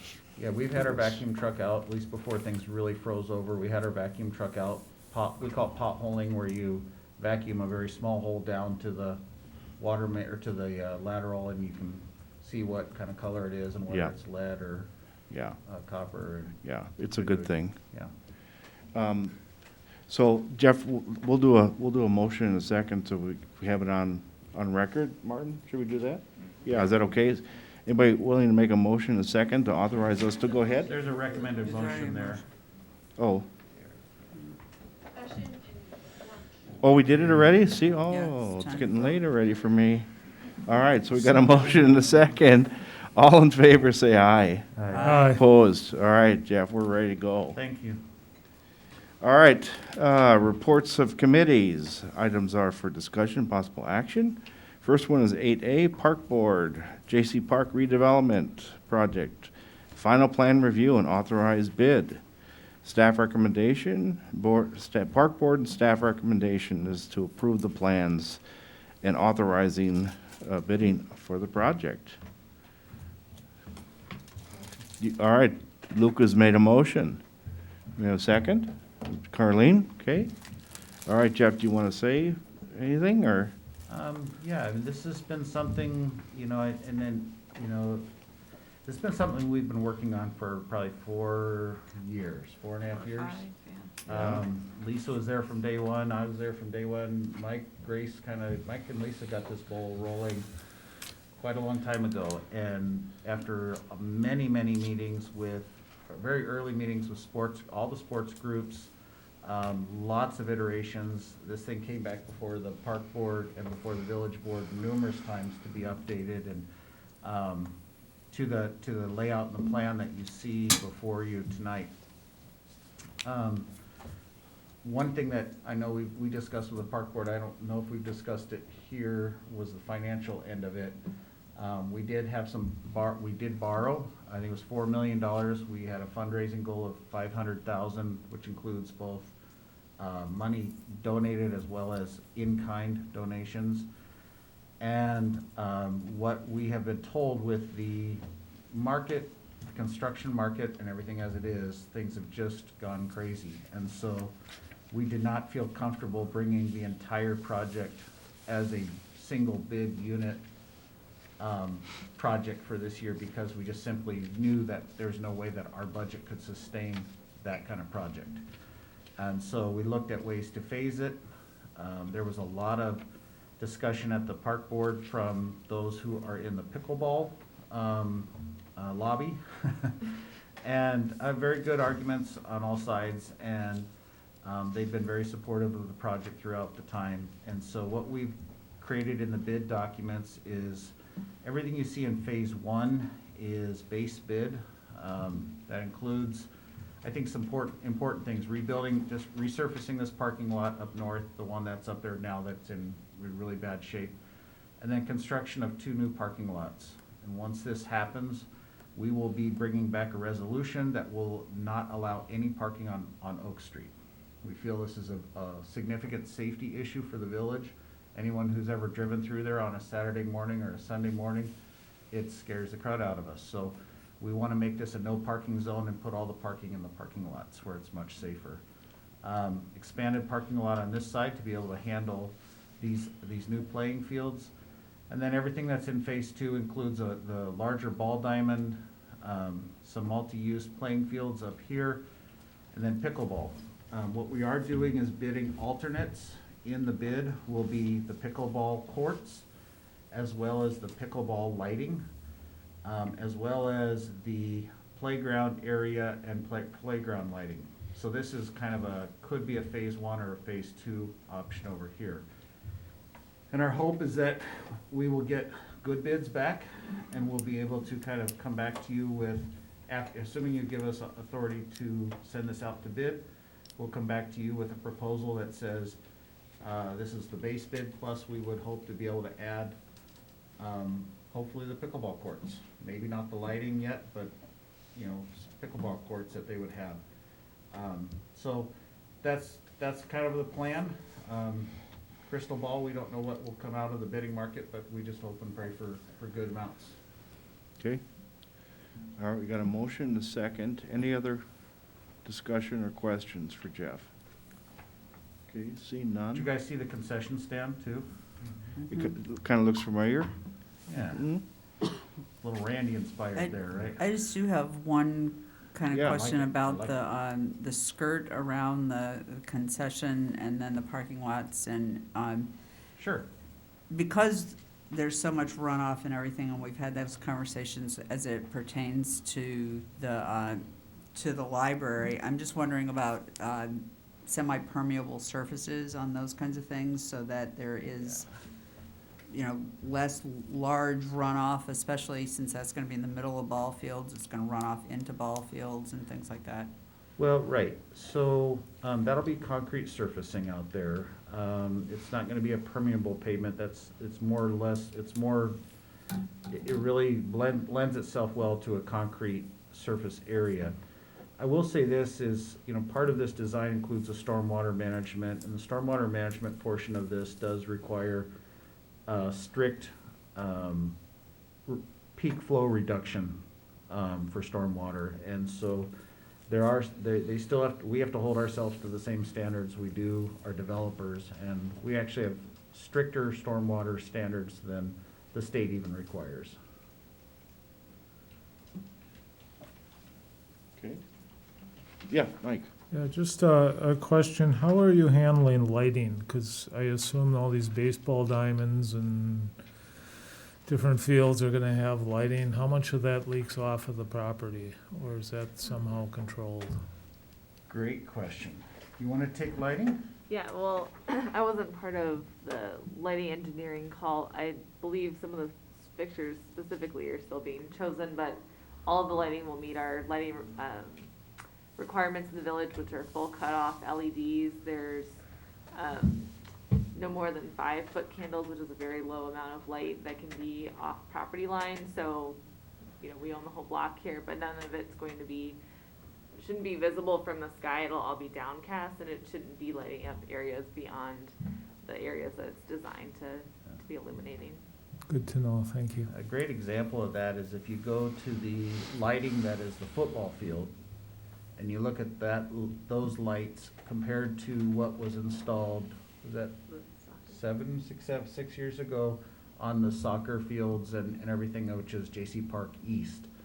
I'm amazed when I drive down South Prairie Park or North Prairie Parkway there during a soccer game. There's almost no bleed. It's the way that they actually laser point these lights, you know, up top so that they're covering a very specific part of the field. And it's the new lighting design is very much focused on not having light bleed. But Great. lighting design wise, there will be path lighting, there will be some lighting on the building and that type of stuff that will illuminate, not very high, you know, illumination rates, but I mean, just, it will allow for those games when they run late. We are also, since there's also hard surfacing up there, we are putting in the base foundations for future lighting because the existing budget and plan did not allow for, like, we call them the Musco lights or the big light towers. So those will be hopefully done in either phase 2 or phase 3. Okay. Okay, anybody else? All right, we got a motion and a second. All in favor, say aye. Aye. Opposed? Okay, all right, Jeff, you're set. It's exciting. Yeah. All right, we're on to 9, which is unfinished business. Items are for discussion, possible action. 9A is draft Oregon Citizen Guide to Policing. Martin, do you wanna, who wants to? I can speak to it. So this is a project that started a while ago, when, you know, Mike Grace, and I and Chief Pigkoff, I think, had some discussions about, the desire that we were hearing coming from a variety of sources to understand kind of better who all the different players are in the world of operating a police department in the village. And so I worked with one of my colleagues, Rick Manthe. We started by putting together an outline that identified all the different kind of areas that we thought we should address in a memo. And then we circulated that outline internally among myself, Chief Pinkoff, I think Mike Grace at the time. I don't recall if that was presented to the village board. I think it might have been. I don't remember I it. don't recall for sure. I think we did check in with the board a couple of times to let the board know this is something that we were working on. Once we get a final outline done, we then turned to drafting the memo that I guess must be in the packet tonight. And so that's where we are in the process. I would be happy to talk about anything you'd like to talk about that's in the memo, talk about whether it covers all the issues you think should be covered, if there are things that you think need to be either clarified or things that you'd like to talk about addressing that you don't see, happy to talk about that. If you've read the memo, you can see that it's complicated, right? I mean, and kind of by design in a sense. This is one of those areas where, by design, authority and power are dispersed. It's not like anyone has all the power. There are some reasons for that, I think, from a policy standpoint, why the structure is what it is, but it means there is no one-stop shopping. You can't just go to one person to change how things work, in many cases. The police commission has a role, not the role that everybody thinks it has, but it has a role. The village board has a role. The chief has a role. The administrator has a role here in Oregon that is, I would say, not the same in all communities. The board made a decision, actually before Martin was hired, to modify both the chief's job description and the administrator's job description to give the administrator a role in terms of the oversight of the police chief and the ability to evaluate the chief and collaborate with the chief on budgeting. So it is complicated, but we've tried to, as best we can in the memo, explain in as clear a way as we could what each of the different players' role is. We tried to stay out of, discussing policy per se and focused really on who are the different people who have a role to play and what is that role. We did, by design, decided this isn't the place to get into a discussion of what should our use of force policy say, for example, or any other specific kind of policy questions that you might want to talk about as a board at some point.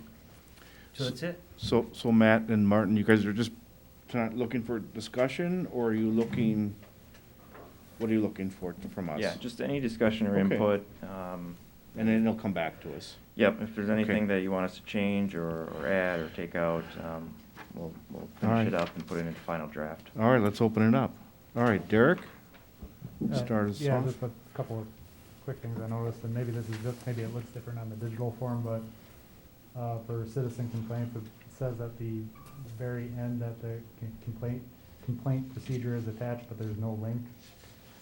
And it also references a link on page 7, paragraph 2 for the same thing, but there is no link. And I guess my only other thought was on the powers of the police commission. I don't know if it makes sense to put in there that the optional, or the option to expand those powers through state statute 62.136A, I think it is. Optional powers? Yeah, just to mention that it is an option in there, but I don't know if that's something you want to put in there or not, but Okay. I'd love to hear some other board members' thoughts on it. Let me just on those Or- points. or So, Matt. yeah, in terms of the links, I'm not exactly sure. My guess is that the thought was this would be a document available online or something, and that we would link to the stuff. So, and we should get those copies out so that you have the other materials. I'm not sorry about that. No, it's fine. On the optional powers, so I'll leave it to you all to decide whether you know, so the Village of Oregon has not, as of yet, decided to delegate those optional powers to the commission. My understanding is that if you were to do that, that would give more of a policy voice to the police commission than it would have currently. Right now, the village board retains kind of that authority.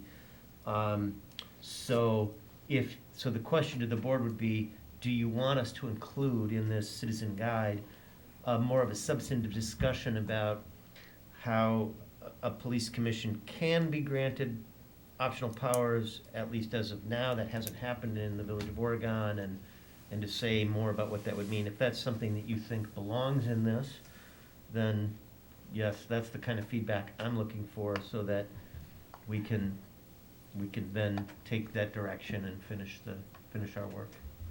And I think that can only be granted by referendum, correct? I don't recall. That's what I read too, Martin. Yeah.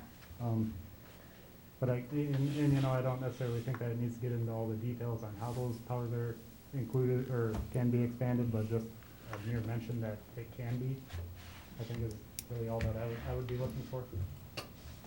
And how do you guys want to do this? Do you want me to just, whoever wants me to do something, put it down, work on it, or do you want, might have it be more of a board decision, or? I would appreciate it, Derek, if you would state that, because I was actually reading, and so if you would state it so that I understand what you're asking for, because I'm taking notes and I didn't write it down, because I was looking, I was trying to figure out how to open the link that is in this other thing, but it doesn't go anywhere. So for the powers of the police commission, there's an option under the state statute to expand those powers. Uh-huh. And I would just like to see that mentioned within the powers of the police commission, just so the citizens know that is an option that's out there if you wanted to pursue it. I don't think that this document necessarily needs to get into the details. If someone really wants to look into it, they're gonna look at the So statute. what you're saying is that you'd like for this to say that it's possible to expand the powers. Correct, that's it. And so then my follow-up question to that would be, is the board then are we the people that expand the commission's powers, or is that something that happens by referendum? How does that happen? I haven't looked into it. I guess looks like Martin thinks that maybe that's something the board would initiate, but ultimately would have to be approved by the voters at a referendum. So the village board could say, we want to expand the powers of the commission to include these things, and then it would have to go to the voters on referendum. Is that Okay, what I you're just saying want there, to Marty? understand that process. Thank you. That's all I understand. If you read that, it's very limited in scope as to what you can expand those powers to as well. I mean, I haven't read the state statute, so. It's pretty limited. Mike? Okay. Yeah, Thank I you. have no problem at all. I haven't read the state statute either. I have no problem at all, though, asking for, that be at least mentioned in Yeah, there. that it Yeah, can that's be. fine for me. As Carleen just mentioned in passing, I like this, what you have here. It's very understandable. I learned stuff from this, so it's educational. As Carleen mentioned in passing, the link that you have in here goes nowhere. Sorry about Yeah, that. it just- We'll have to fix that. And strictly from my wife is a tech writer and editor, and strictly from that sort of framework on page 151 of this, which I actually don't know.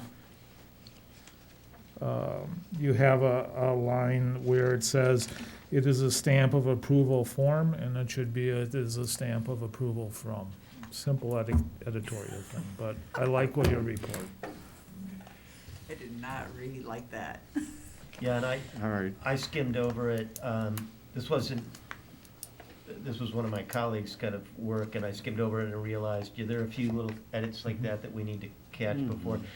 And this is designed to educate everyone, including board members and the village attorney and so on, as to how all of this works. Right, okay. Anybody else? All right, so you guys got some direction? Okay, not too bad. Okay. If that's the only stuff that we need to work on, And then we'll we're see it. pretty close. We'll see it back to us. Okay. Okay. We'll go to 9B, continuing discussion, Chapter 1, General Government, and Chapter 2, Village Board of the Oregon Village Code. Martin, do you want to walk us through this one? Yeah, so this item's just a continuing discussion on our rewrite of Chapter 1 and Chapter 2. So I've broken this down into, I guess, 5 different components to cover tonight. So the first one is a draft village board meeting agenda and packet policy. So at the last meeting, we talked about the board wanting to get the packets out on Wednesday ahead of the meeting. And so this policy would achieve that. And I also took the opportunity to put down into words what our process is for this, for putting together agendas and publishing and packets and all of that. So we can actually have a written procedure that we can refer to. So that's in the packet there. Any questions on that?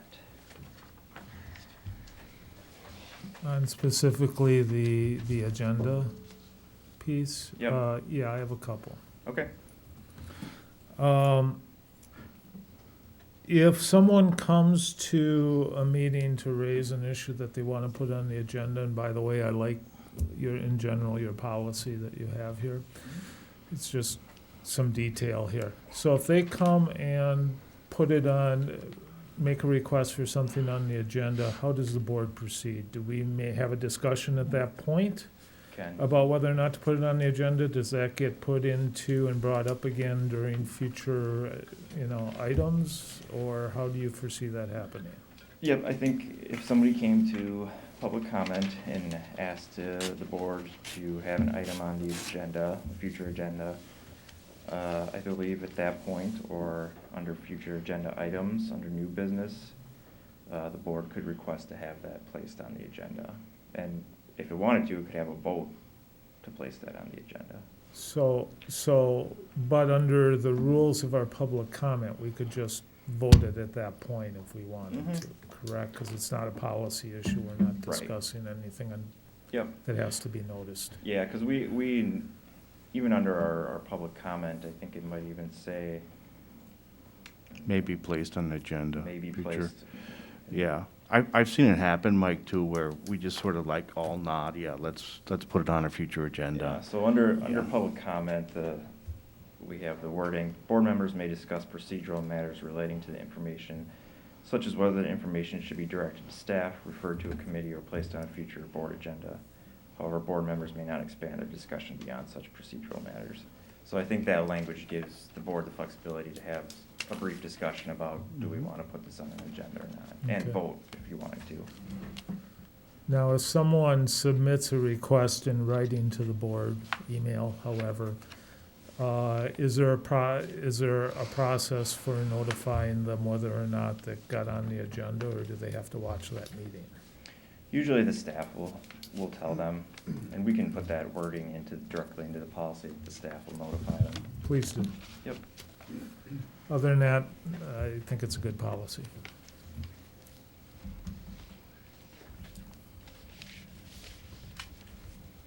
All right, anybody else on the draft board meeting agenda, packet policy? Otherwise, Martin, you want us to go to next one? So next piece, and Matt may want to weigh in here, is the rules governing electronic meetings and virtual attendance at meetings. This is something that Matt and I and Trustee Peterson actually worked on earlier last year. Was there any questions or comments about this? Looks like Derek's got one. Yeah, just, I emailed with Martin, I think it was last week or the week before, about adding some language about possibility for limitations of participation by board members, sorry, it's getting late, on virtual attendance. And, possibly just having a discussion about that and what the expectations are for the village staff as well. If they're expected to attend, or if it's okay if they attend all virtually, or I guess what direction we want to go there.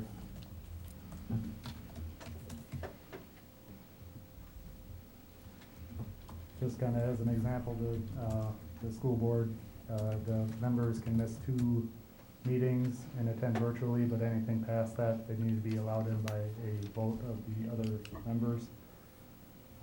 So I don't know if a similar policy on attendance for board members is something that we would want to approach, or like I say, if we're good with, because this seems kind of vague to me for the virtual attendance portion.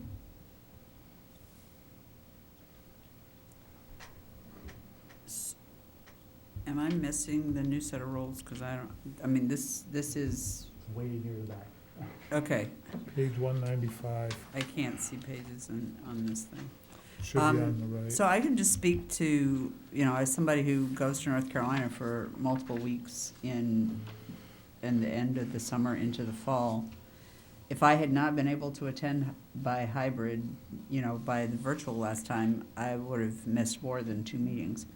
So for those of us who do some, I'm not actually retired, but who can work remotely and do that, having a hybrid policy that limits the number of times to not be physically in the space would really, I can say for me that would be a downside, for sure. Yeah, I see no reason to put a limit on the amount of time someone can be virtual. Conceptually, what you have laid out here in a draft, I have no issue with. I think it's well put together. I would pull, in the interest of editing, we are moving, so I would pull the reference to 117 Spring Street.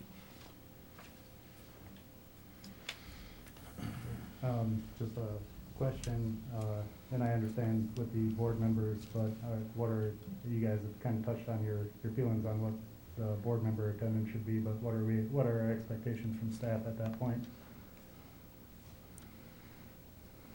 I personally think, given that staff is here for a very long time, and we did consider, and maybe we moving meetings till later, I think it's a lot to put on staff to be here from in the morning till later, so I personally have no problem with that,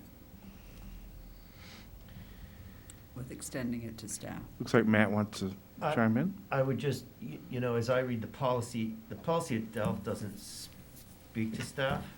So I think that we should have some understanding of how that would be addressed. Is that going to be addressed through the policy? If the policy is silent, then it seems to me that Martin and you guys will decide whether staff needs to attend in person or can attend virtually, and they could do that. They could choose to do that kind of administratively without putting it in the policy. But if you think it should be in the policy, then it could be. But right now, it's not in the policy, so it's up to you and Martin on an ongoing administrative basis, I think, to decide how you want to handle that. So I usually like having those things in writing, so there's clear, defined roles and expectations, I guess. But that might just be me. One of the things that happens if you have too many things in writing is that there's a lot of ways that you can violate the letter of something and not the spirit of it. And so it seems to me that if people are engaging in the meeting, it's one thing if they're off camera and they never say anything. Like, I'm in meetings like that, and it's pretty obvious that people really aren't there. So I suppose it's the kind of thing that in my view, if people are on camera and engaging in the meeting, and so we know that they are there, then it's not an issue. If it becomes something where people are not on camera and engaging in the meeting, then perhaps there are private conversations about that expectation, and I mean, I think engagement in the meeting is the purpose of the meeting. For all of us. So if we're doing that, does it matter where we are? So that's my view.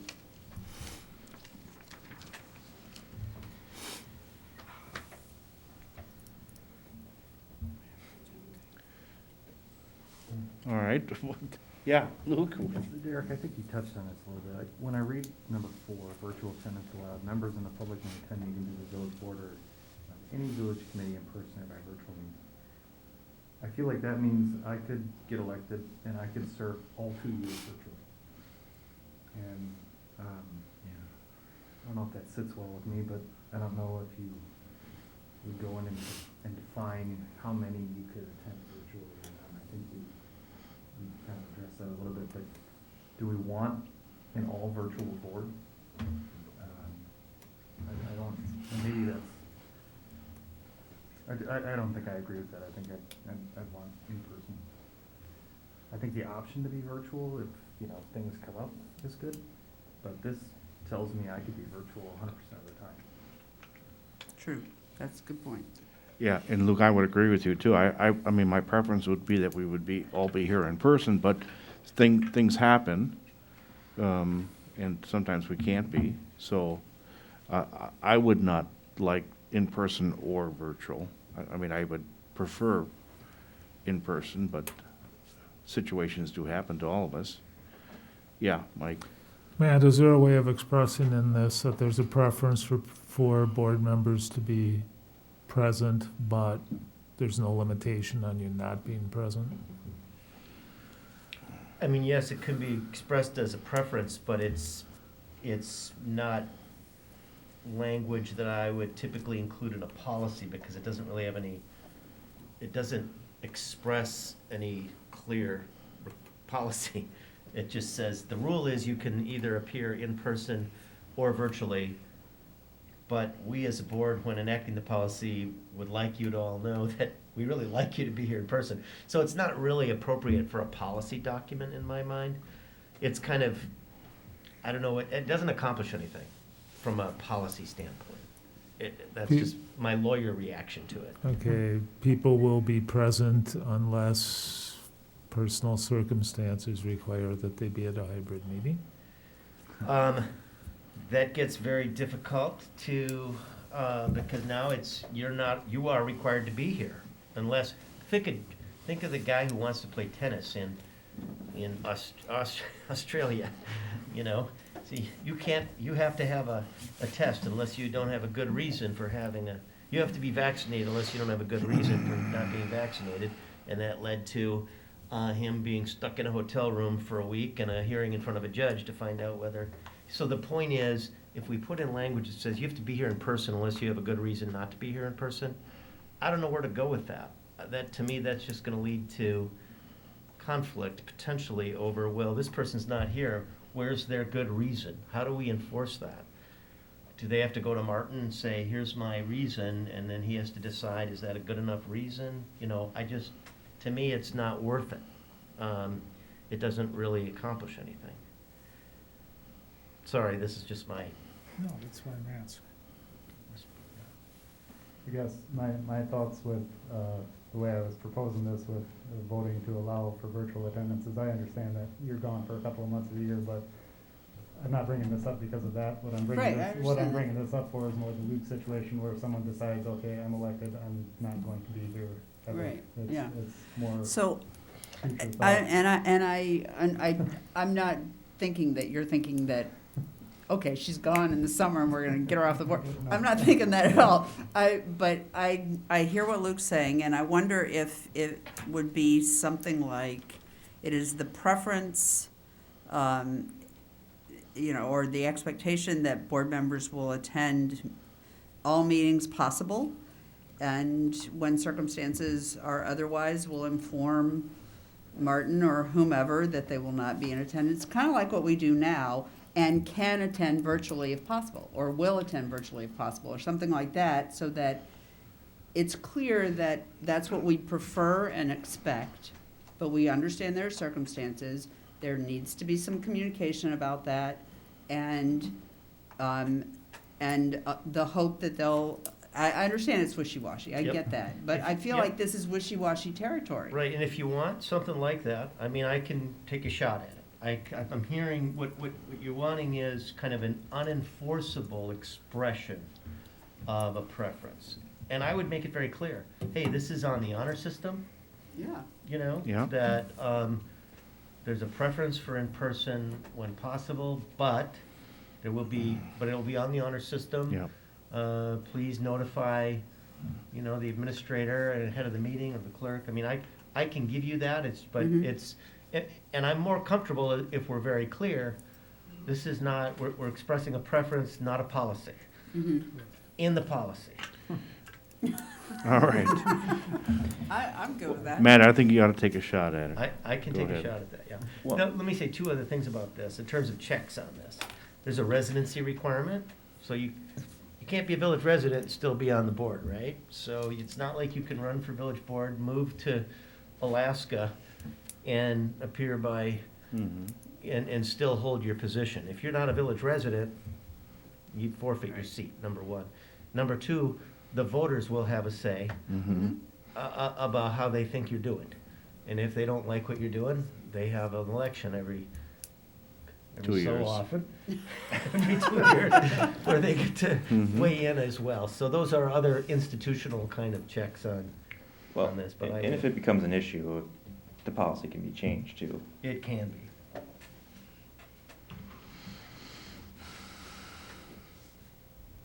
All right, that'll be fun to draft. Are you good with that?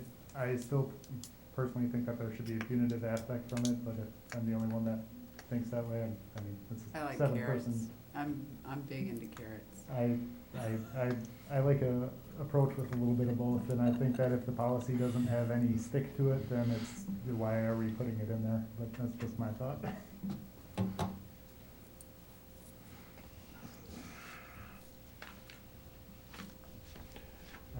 I think ultimately, most board members are gonna prefer to be in attendance either way, but like I say, I think there should be a bit of a stick component to that. All right, Martin? Anything else on that policy? We'll work on that. All right. And the next piece was Sustainability Committee. Do you want to talk, Mike? Yeah, I took a swing at rewriting this and then submitted it to Martin, and he took a swing at rewriting my rewrite, and then we rewrote each other's rewrite. And then Martin discovered that while I was focusing on number 6, powers and duties, that in fact, as that evolved, it changed 1 through 5. So what you have before you is kind of a more or less complete rewrite of what was originally submitted. To try and be clearer about whether or not this was an ad hoc or permanent committee, we weighed in on ad hoc. And also put more of a mission statement in on the powers and duties. So I'm hoping that we've addressed everything that needs to be addressed. It gives a definite date too on when their work is to be completed. Correct. I thought it was good, Mike. I mean, it's pretty simple and clear what you want, and the committee can also always be renewed, which probably will be anyway, I'm guessing. I like the powers and duties. Mm-hmm.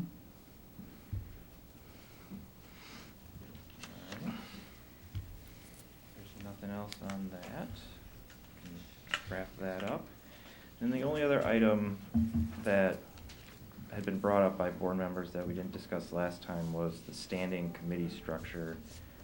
And those are the 3 committees that are comprised of all village board members.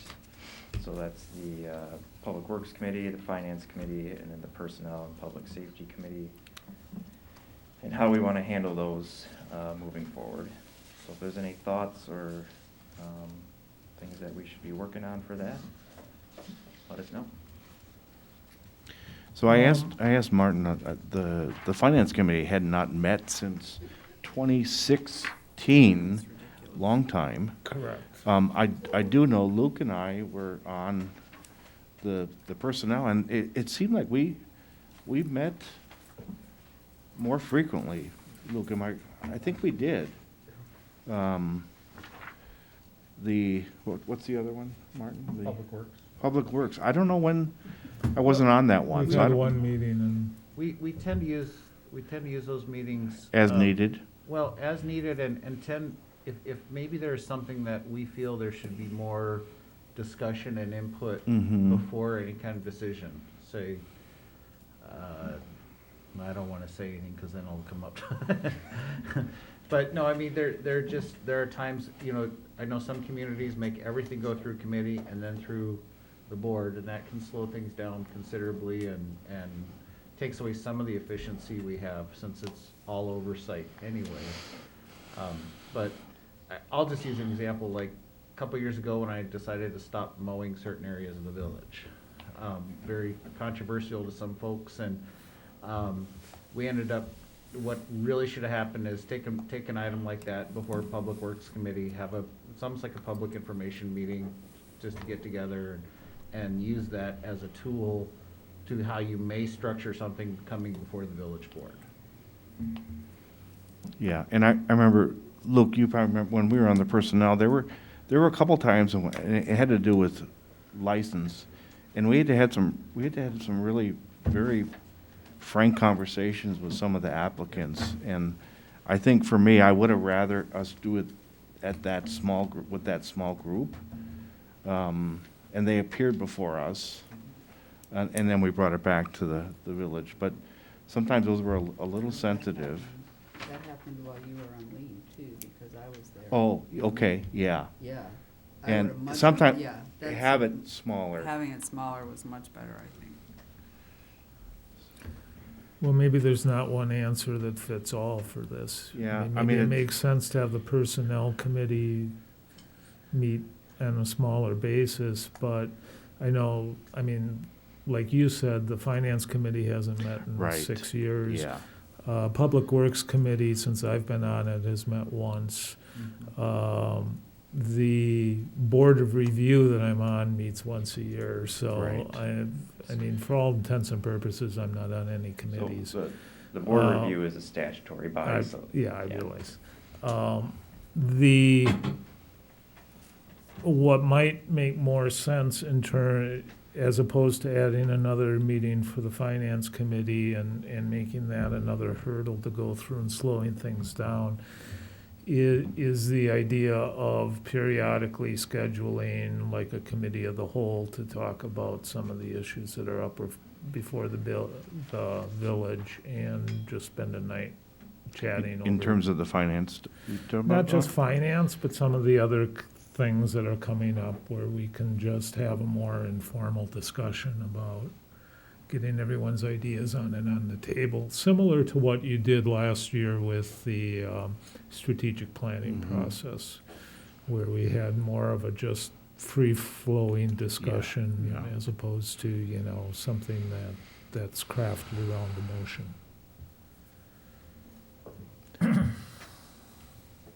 I'm just trying to think, Martin, too, in the personnel, I don't remember, and Matt, I know you attended those with us too, so it just, I'm a little, some of those are a little sensitive, and I just don't know if. I think it was very useful to have that committee available Yeah. to address those issues. Yeah. And it seemed like a really good approach, and so I wouldn't want that to go away as an Yeah. option. That's the one exception. I can see the, Mike, the finance committee, I mean, since 2016, we could handle that as a group. But I do keep going back to that personnel, and I think there was some value, as Matt says, to that, having that group meet.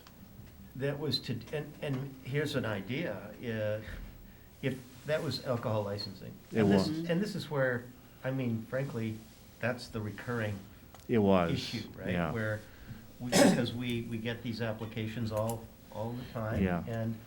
And there tend to be, Candy, when we get these, there tend to be a couple that Yeah. require some discussion. So, one thing you could do is create, some communities have like a committee that's specific to alcohol licensing. That's all they do. They call it the alcohol licensing committee or what have you. Yeah. If that's the only. I'm just trying to think, Matt, if that was that basically all we kind of, I don't remember other issues. Well, I mean, I know what you're talking about. That was all Yeah. specific to, essentially, We had to deny somebody. Server license Yeah. applications. Yeah. Alcohol beverage serving license applications. But we also get other alcohol licensing issues that can be a little touchy. And then, as you know, we also have situations where we have compliance checks. And you ask those folks to come in and meet with the board. Mhm. You could, that could be a committee function as well. I mean, I'm surprised at how much time we have had to spend on alcohol licensing Yeah. over the years. Yeah. So you could have just a committee that really, that's its jurisdiction, is alcohol licensing related issues. If you thought that would be, if that's what the principal function of what the committee would be Mhm. anyway, you could Mhm. just say that's what it is. Well, what do we think? Well, part of me wonders what is not happening because the finance committee is not meeting. I mean, is it should it be meeting? That's one question I have, and I haven't been around long enough to know Yeah. if that's something that should be happening and would serve the community better if, and I like your idea, since, of course, I was only subbing for Luke. I don't know what happened before that, but certainly it seems like that was everything that we covered. Mm-hmm. So that makes sense to me. I do have that other burning question, like, why doesn't finance ever meet? Well, I'll share, because I work in a number of different communities and see different approaches to this. In some communities, like Stoughton, I'll give you that as an example, they really want everything that comes before the city council. Their position is, we don't want anything to come to the council unless it's first gone through one of our standing committees. And the committee has had a chance to look at it and make a report or recommendation. And the reason they do it that way, theoretically, and many times it works out this way, is then the committee does the legwork, and that means that when the whole council meets, there's less work for them to do at the council level. They rely on and they defer to a certain extent to committees to do a lot of the legwork. What happens here in the Village of Oregon that's different from that is you don't delegate that kind of work to committees. You do it all yourself. And so I think the question would be, is there value here in saying, look, we as a board can take some things off our plate at board meetings and shorten our board meetings by delegating, responsibility to smaller groups of people to really dig into the nuts and bolts of some of these things, so that when it comes to the board, we hear a report and a recommendation and we spend 5 minutes on it instead of a half an hour on it. Now, how is that really gonna go here? I don't really know, and I'm just telling you that's the two different models, right?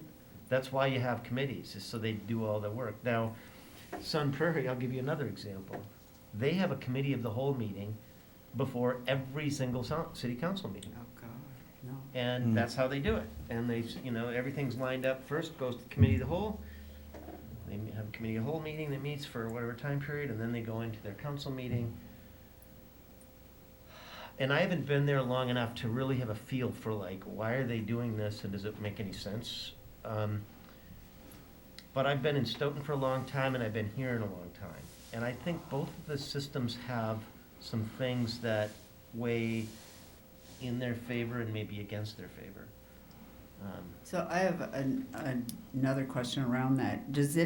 if the finance committee and other committees met more often, that also ends up putting more committees on staff, more meetings for staff, correct? Correct. More minutes to do. Got it. Maybe we should have started there, right? Like, let's not have staff have to attend any more meetings. This is long enough, and Well, and I think what was happening too, as far as the finance committee and why that kind of ceased was the finance committee would meet and then they would bring it to the board and then they would have the whole discussion again. So it's like we were having the meeting twice, because not everybody comes to the finance, so that's kind of why we stopped doing that. got it. My Yeah. sorry, go ahead. No, that was it. My experience was similar too, and when I worked for the city of Monroe, they did all of their budget work through their finance committee when I first started there, but then when they would get up to the city council, it would just crack the whole thing open again, and they'd have the discussion, because all the council members obviously want to weigh in on the budget. And so they ended up deciding, we're just gonna put everything to the city council, because we don't want to have to rehash some of these things. But my experience has been very similar to what Matt was describing, where there's kind of a continuum where, you know, I've worked with communities that have committee of the whole, I've worked in communities that have had a lot of what Stoughton does, and then there's somewhere kind of in the middle, and Oregon kind of is in the middle a little bit in that we have the committees, we use them as needed, but we just don't use them very often. Got it.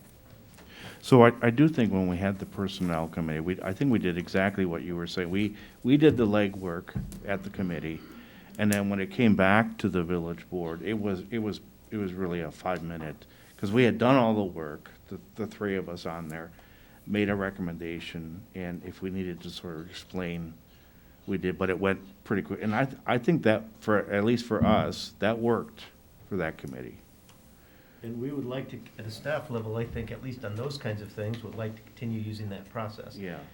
And my sense is the board prefers that too, for those kinds of things. For those kinds of things. But then there are other things where the board would say, wait a minute, we don't want to just take what the committee recommends, we want to have a chance at the board level to really get into the details.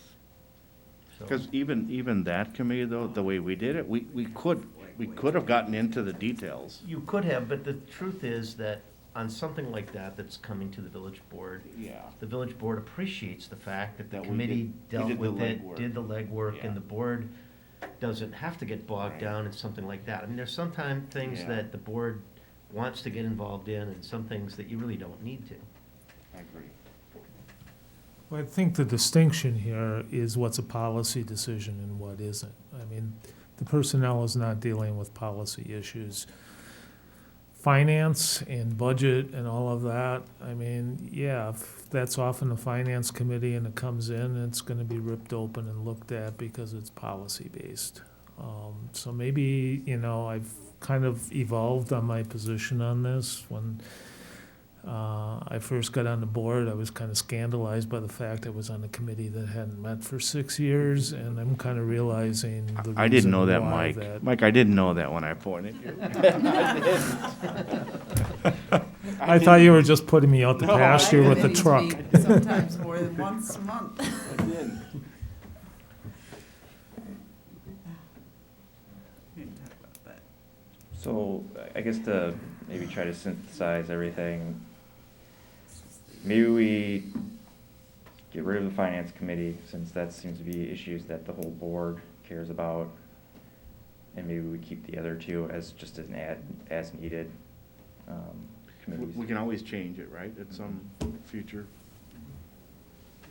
Does that Sounds reasonable. Does that sound okay, everybody? All right, good.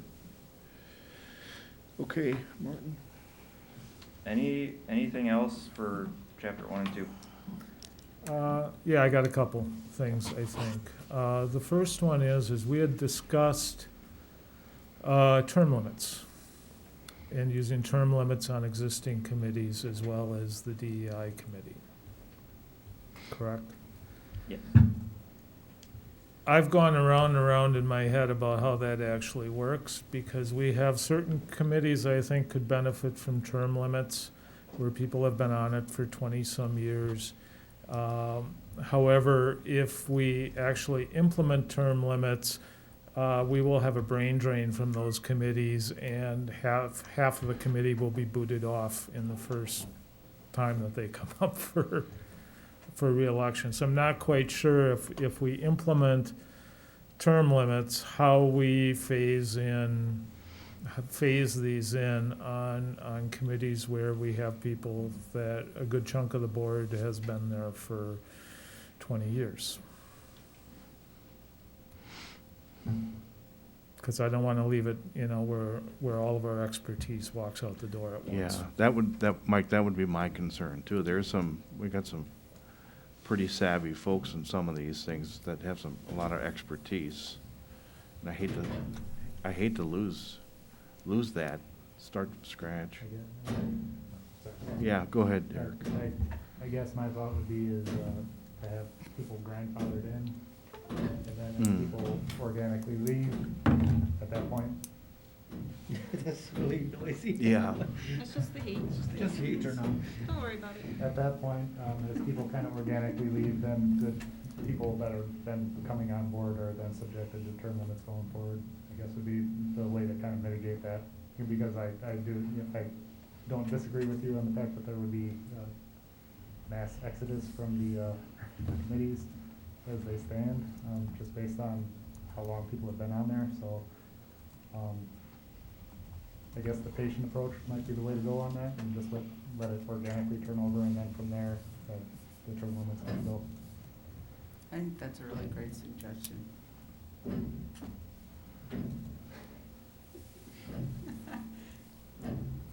He's not looking. Go back.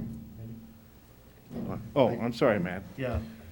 We're getting tired. I hear that, so I hear the concept of kind of phasing in term limits through, so you'd establish term limits, but you wouldn't apply them to current people serving, and that's a way to go. The other thing I would just invite you to consider is, so for the most part, these positions, people are appointed periodically by the village president, subject to confirmation by the village board. I mean, for the most part, that's how these appointments work. And if the concern is, gee, we need to bring in some new voices and some new perspectives to committees in some cases and so on, I mean, like every April, I think, we have appointments being made. And I think the other conversation you could have is there a way to kind of invigorate that process a little bit so that it's not just, a routine reappointing of the same people, but is there a way for the board and the village president, because this is, the way this works is the village president kind of gets the first crack, right? Gets to nominate. And then the board gets to vote yes or no. But because the board as a whole has that yes or no power, you have the ability to say to the village president, we want to have some discussion about this before you make your appointments so that we can have some, it's another way. I think there's a lot of potential in the appointment process itself to get at the issue that maybe is worth considering before you do something like term limits. But obviously it's the board's call. Whatever you decide you want to do, we'll draft for you in ordinance form, and that's how you can do it. But that's just my only suggestion.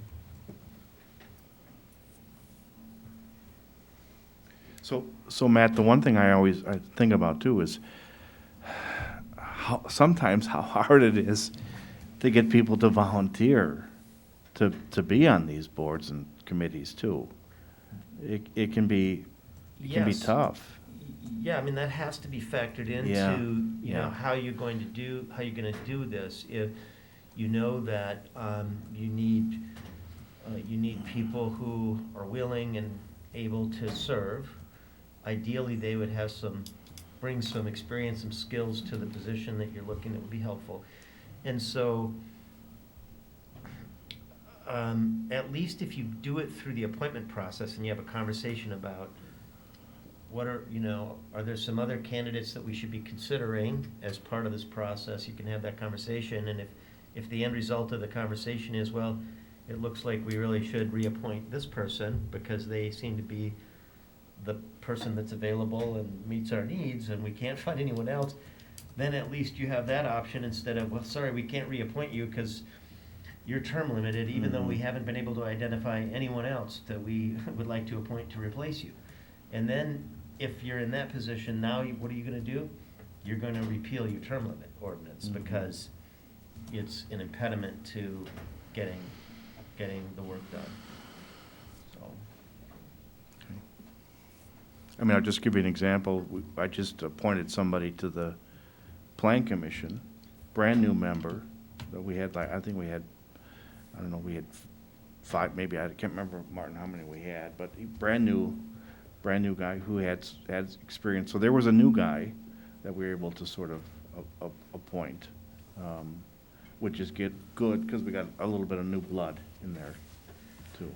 Let me ask you a question, Yeah. Randy, because my sense is that the task of finding people, again, it falls first to the village president, right? Because you gotta make the appointments, but maybe I'm wrong about that. I mean, I'm not sure how that works, but my sense is that usually like mayors, when mayors, I mean, they're the ones that do all the legwork, but it doesn't have to be that way. Everybody on the village board has an opportunity to be out there looking for candidates and offering suggestions to the village president and so on, and trying to recruit. This question of recruiting, it's not a small question. I mean, it's not easy to find good people to serve in these positions. Yeah, so. luckily, lately, we've been sort of putting out notices, and we've been getting some good candidates. And so it's been easy. I haven't had to go out and look for people. Yeah. They have seen and applied, which is good, but it's not always that, that is not always the case. Not an easy call. No. I'm not saying I No. know what the right answer is here, but. Randy, Yeah, I'd Derek's. just like to say, I kind of wonder if we're not in a prison of our own design here with the lack of applications being based on the fact that we are seeing people that are appointed for 20, 30 years at a crack, or people that just aren't interested in the process because they know they're not going to be allowed to be a part of it. So that is kind of one of my concerns with allowing people to serve for 2, 3 decades at a time, is that we're really limiting anyone else that wants to be a part of it. And I wholeheartedly agree with your recommendation of the board approval process, but I'm still not necessarily swayed off of wanting to put something in writing for limitations just in general, and I would also be fine with the grandfathering in, just so it would be kind of a slower process, so we can kind of evolve as we go. All right, where do we want to go? So this seems like a really important discussion. It does. And it's almost 8 o'clock. Most of Yeah. us are really tired, and it feels to me like not the time to make a decision and, to finalize a decision that has ramifications that are far-reaching. Yeah. So I would move to put this earlier in the agenda and consider, in the minutes, like we're tabling this or something. I don't know how you do that, but because there's been several really good suggestions made. And I too think, having people on a committee for 2 or 3 decades is not a good idea, but brain drain is also an issue, but I'm tired now, and I'm feeling like, God, can we just make it, but I don't wanna make a decision. And because it actually, could Carleen, I would say too, that be wrong. we have 2 members missing. Right. And maybe to allow fairness so that they're part of the discussion too. Yes, that's another good point. See, I can't even think of all the things anymore. Is that an official motion? I can make it an official motion. So if you want to table it, it just does have to be to a specific date. So do you want it at the next meeting, or? Yes, I table this discussion until the next meeting, please earlier in the agenda, so that our brains are clear and we can consider how to implement, or how and whether to implement term limits. Carlene, could we do it? Because I don't think Amanda's gonna be here. I think, is she gonna be still in Michigan? She Next doesn't week? know if she'll All be right. back next Do week you or want not. to, I mean, should we go one more meeting to be sure she's here? I'm fine with that. Okay. Yeah, because she will have opinions So on the it. first week in So February. The first meeting in February. So next week's meeting is gonna be pretty light, because we're having a quick turnaround, but February 7th is gonna be the joint meeting with the library board. Yeah, no, don't do it then. So do you want it the 21st? Yeah, should I just text her right now and see if she thinks she's gonna be back? I mean, can we wait till the 21st? Is that okay with it? I mean, is it? We've waited how many years? I think Yeah, we're I think well- we can wait till the 21st. She'll be back by then. Yeah, she'll be back Yeah. then, for sure. Is that okay? So February 21st. I'm good with that. That's just tabling this piece of the Just discussion. piece on the So Just the term limits. on things for committees. like the sustainability committee that can still roll forward. That's a goal. We can get that Mhm. done. Yeah. Okay. Yeah, just this conversation. All right. So you want a motion for it, or? So I All right, just motion. Carlene did. All right, can we have a second? Sure. All right, Mike? All right, any other discussion? All in favor, say aye. Aye. Opposed? Okay. All right, let's see if we can finish this up here tonight. We have, One more piece here. oh, you real have quick. another piece? Yeah, What page? I don't think this is going to be as involved as the last piece. Section 2.15, publication and effect of ordinance. I assume you're gonna get rid of stuff that we're not doing when you do the general staff rewrite, like, we don't read minutes out loud. Right. Right, so, but in section 2.15, I would really like to see a number 3 added, that an up-to-date copy of the village codes will be maintained and published on the village website. and it's on there. Well, it's up to date now, Yeah, it's on there. yeah. But I mean, this is it's all about publishing in the newspaper and, who keeps those? Yeah, statutorily, we have to publish some things. Certain things, yeah. We can clarify that. Yeah. okay, good. All right, can we go to 9C? We good? Mhm. All right, let's go to response to COVID-19 policy. And Martin's got a little memo too. He's just asking, what do we want to do? We want to keep things the way that they are for now, or he's looking for some direction?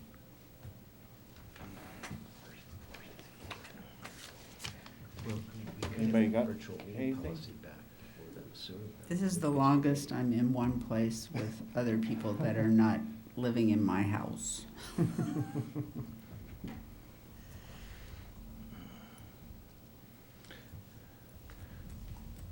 So what's our pleasure? Do we want to leave it right now the way it is for now?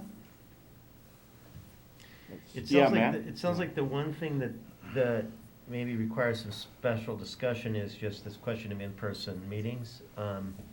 So we got direction tonight on the policy, and that can come back to you relatively quickly, and once adopted, then that at least creates the option for virtual participation at meetings. I think then the question, I don't know if I'm getting. It doesn't, because we don't have the technology. We don't have Oh, the we don't? technology here. Not till we not move. for a hybrid situation. For a hybrid meeting, Yeah. oh, okay. So I guess the question is, do we need to, on an interim basis, change to all virtual meetings for some period of time? Is that the question as you see it? Yeah, and that's not part of the current, we don't have that option right now because the rules right now require in-person attendance. All right. What do we think? I'm currently very comfortable with the way this is written, and it's very clearly stating that we're following the Public Health Madison and Dane County guidelines, which we are. So reading through this, I don't have any recommended changes at all, as long as we're following what our public health professionals are telling us to do, and we are, so. That's my take. Yeah, I mean, things could change, who knows, but for now, yeah. How about the rest? Everybody else okay with the, I'm fine with how things Yeah. are going. I guess the only thing I would say is I had this discussion in another community recently, and there was a member of the governing body who was personally concerned about in-person. And with our rules, she would have no choice but to either appear in person or not appear. And that community they started meeting virtually at the beginning of the pandemic. They have not yet reverted to in-person. And so they just have stayed with virtual at this point. They did adopt a policy that allows for hybrid, and they have the technology that allows for hybrid. But I think out of consideration for a couple of their members who are concerned, they have said, we will continue to meet virtually for now, and at every meeting they have a conversation. Do we want to change course, or do we want to stay on this? And of course with Omicron, they've, let's stay with this. So I think they could meet in person and be in compliance with public health, with the health department's guidelines. But they did have some people who were personally concerned about that, elderly folks, frankly, who are on the governing body, who said, look, I personally am worried about it. So your choices, it seems to me, and help me out, Martin, but you're either continue in person, and that means if people can't appear in person, they're not going to participate, or switch back to virtual until you're ready either to go back to in-person here, or you can go to hybrid. If you want to go virtual on an emergency basis, almost like we did previously, there are a couple ways we could do it. We could do it on an emergency basis, where Randy would issue an order, and then it would be ratified by the board at the next opportunity.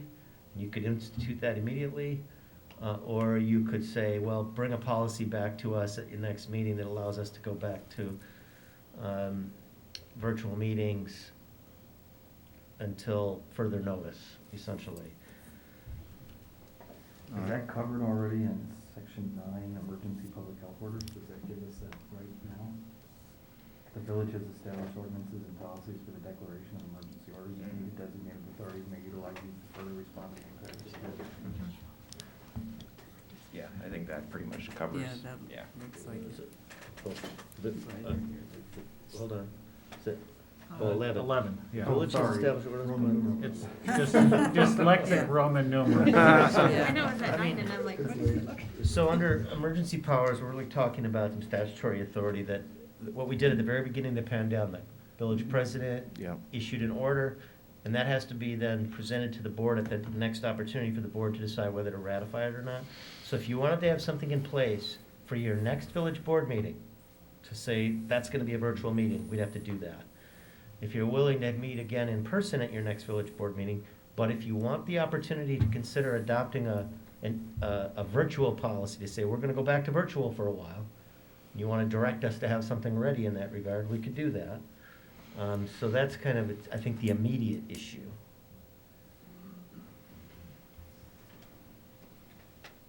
all right, so what's our pleasure? Yeah, Mike? So from the perspective of public cases of COVID in the community, Dane County's now at the highest it's been since a year ago, last November. And it continues to go up. It's starting to slow. I've seen speculation that Omicron will hit and then disappear or just as rapidly go down, but we're not at the point where it's going down. I have heard from a couple of the people that I've seen out in making public comments that they would prefer not to have to come to meetings. Because this is also the only place that they end up in crowds of people. And there's less protection for people out there than there is for us who have these probably somewhat ineffectual shields.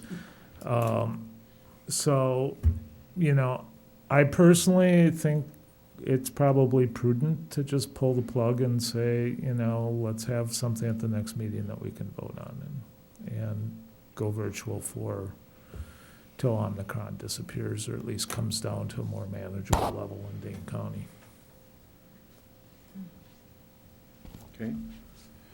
Luke? I support that. Just to clarify, so you're basically saying table this till the next meeting?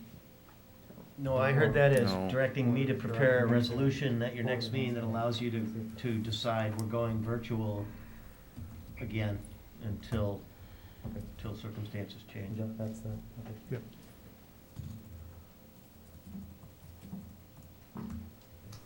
Can I just ask one more clarifying question? If we choose to do that, does that trickle down to all committees, councils, everything? Just for, well, you can decide, and in fact, I'd want direction. You can do it for the village board and standing committees that you can set rules for. I think the plan commission, police commission, library board, they have to make their own determination. Thank you.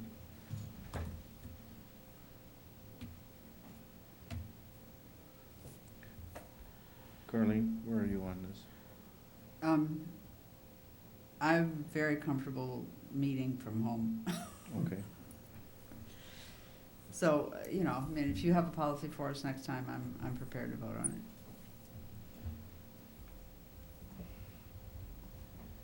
All right, you want a motion? I can draft something, All right. so, and present it to you at your next meeting. Okay. Let's do that. All right. We're good? We don't need, we're done, we're ready, done with that? Done on that? Okay. We got, oh, and Martin would keep this to the end, wouldn't he? The new business, given, request for proposal for employee compensation classification and performance evaluation services. So fortunately, this one's pretty straightforward.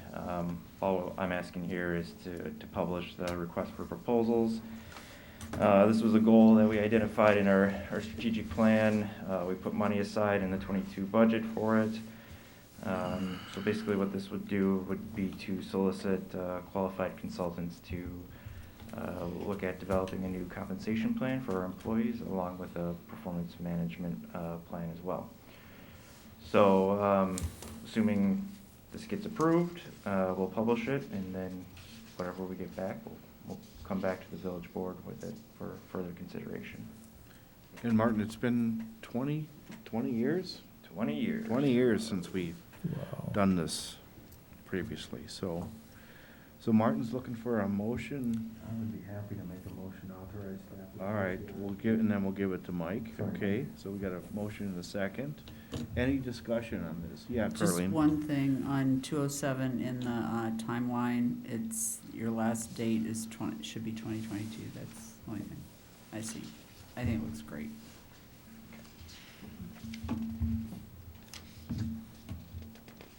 Okay. All right, got a motion and a second. All in favor, say aye. Aye. Opposed? Okay. And 10B, future items? Anybody have anything? We'll have plenty. We'll have plenty to work on. All right, and I think I have some of mine torn off. Is it adjournment? All right, we're ready to adjourn? All right, Mike is saying, and Carleen, all right, first, all in favor, say aye. Aye. All right, we're adjourned. Perfect.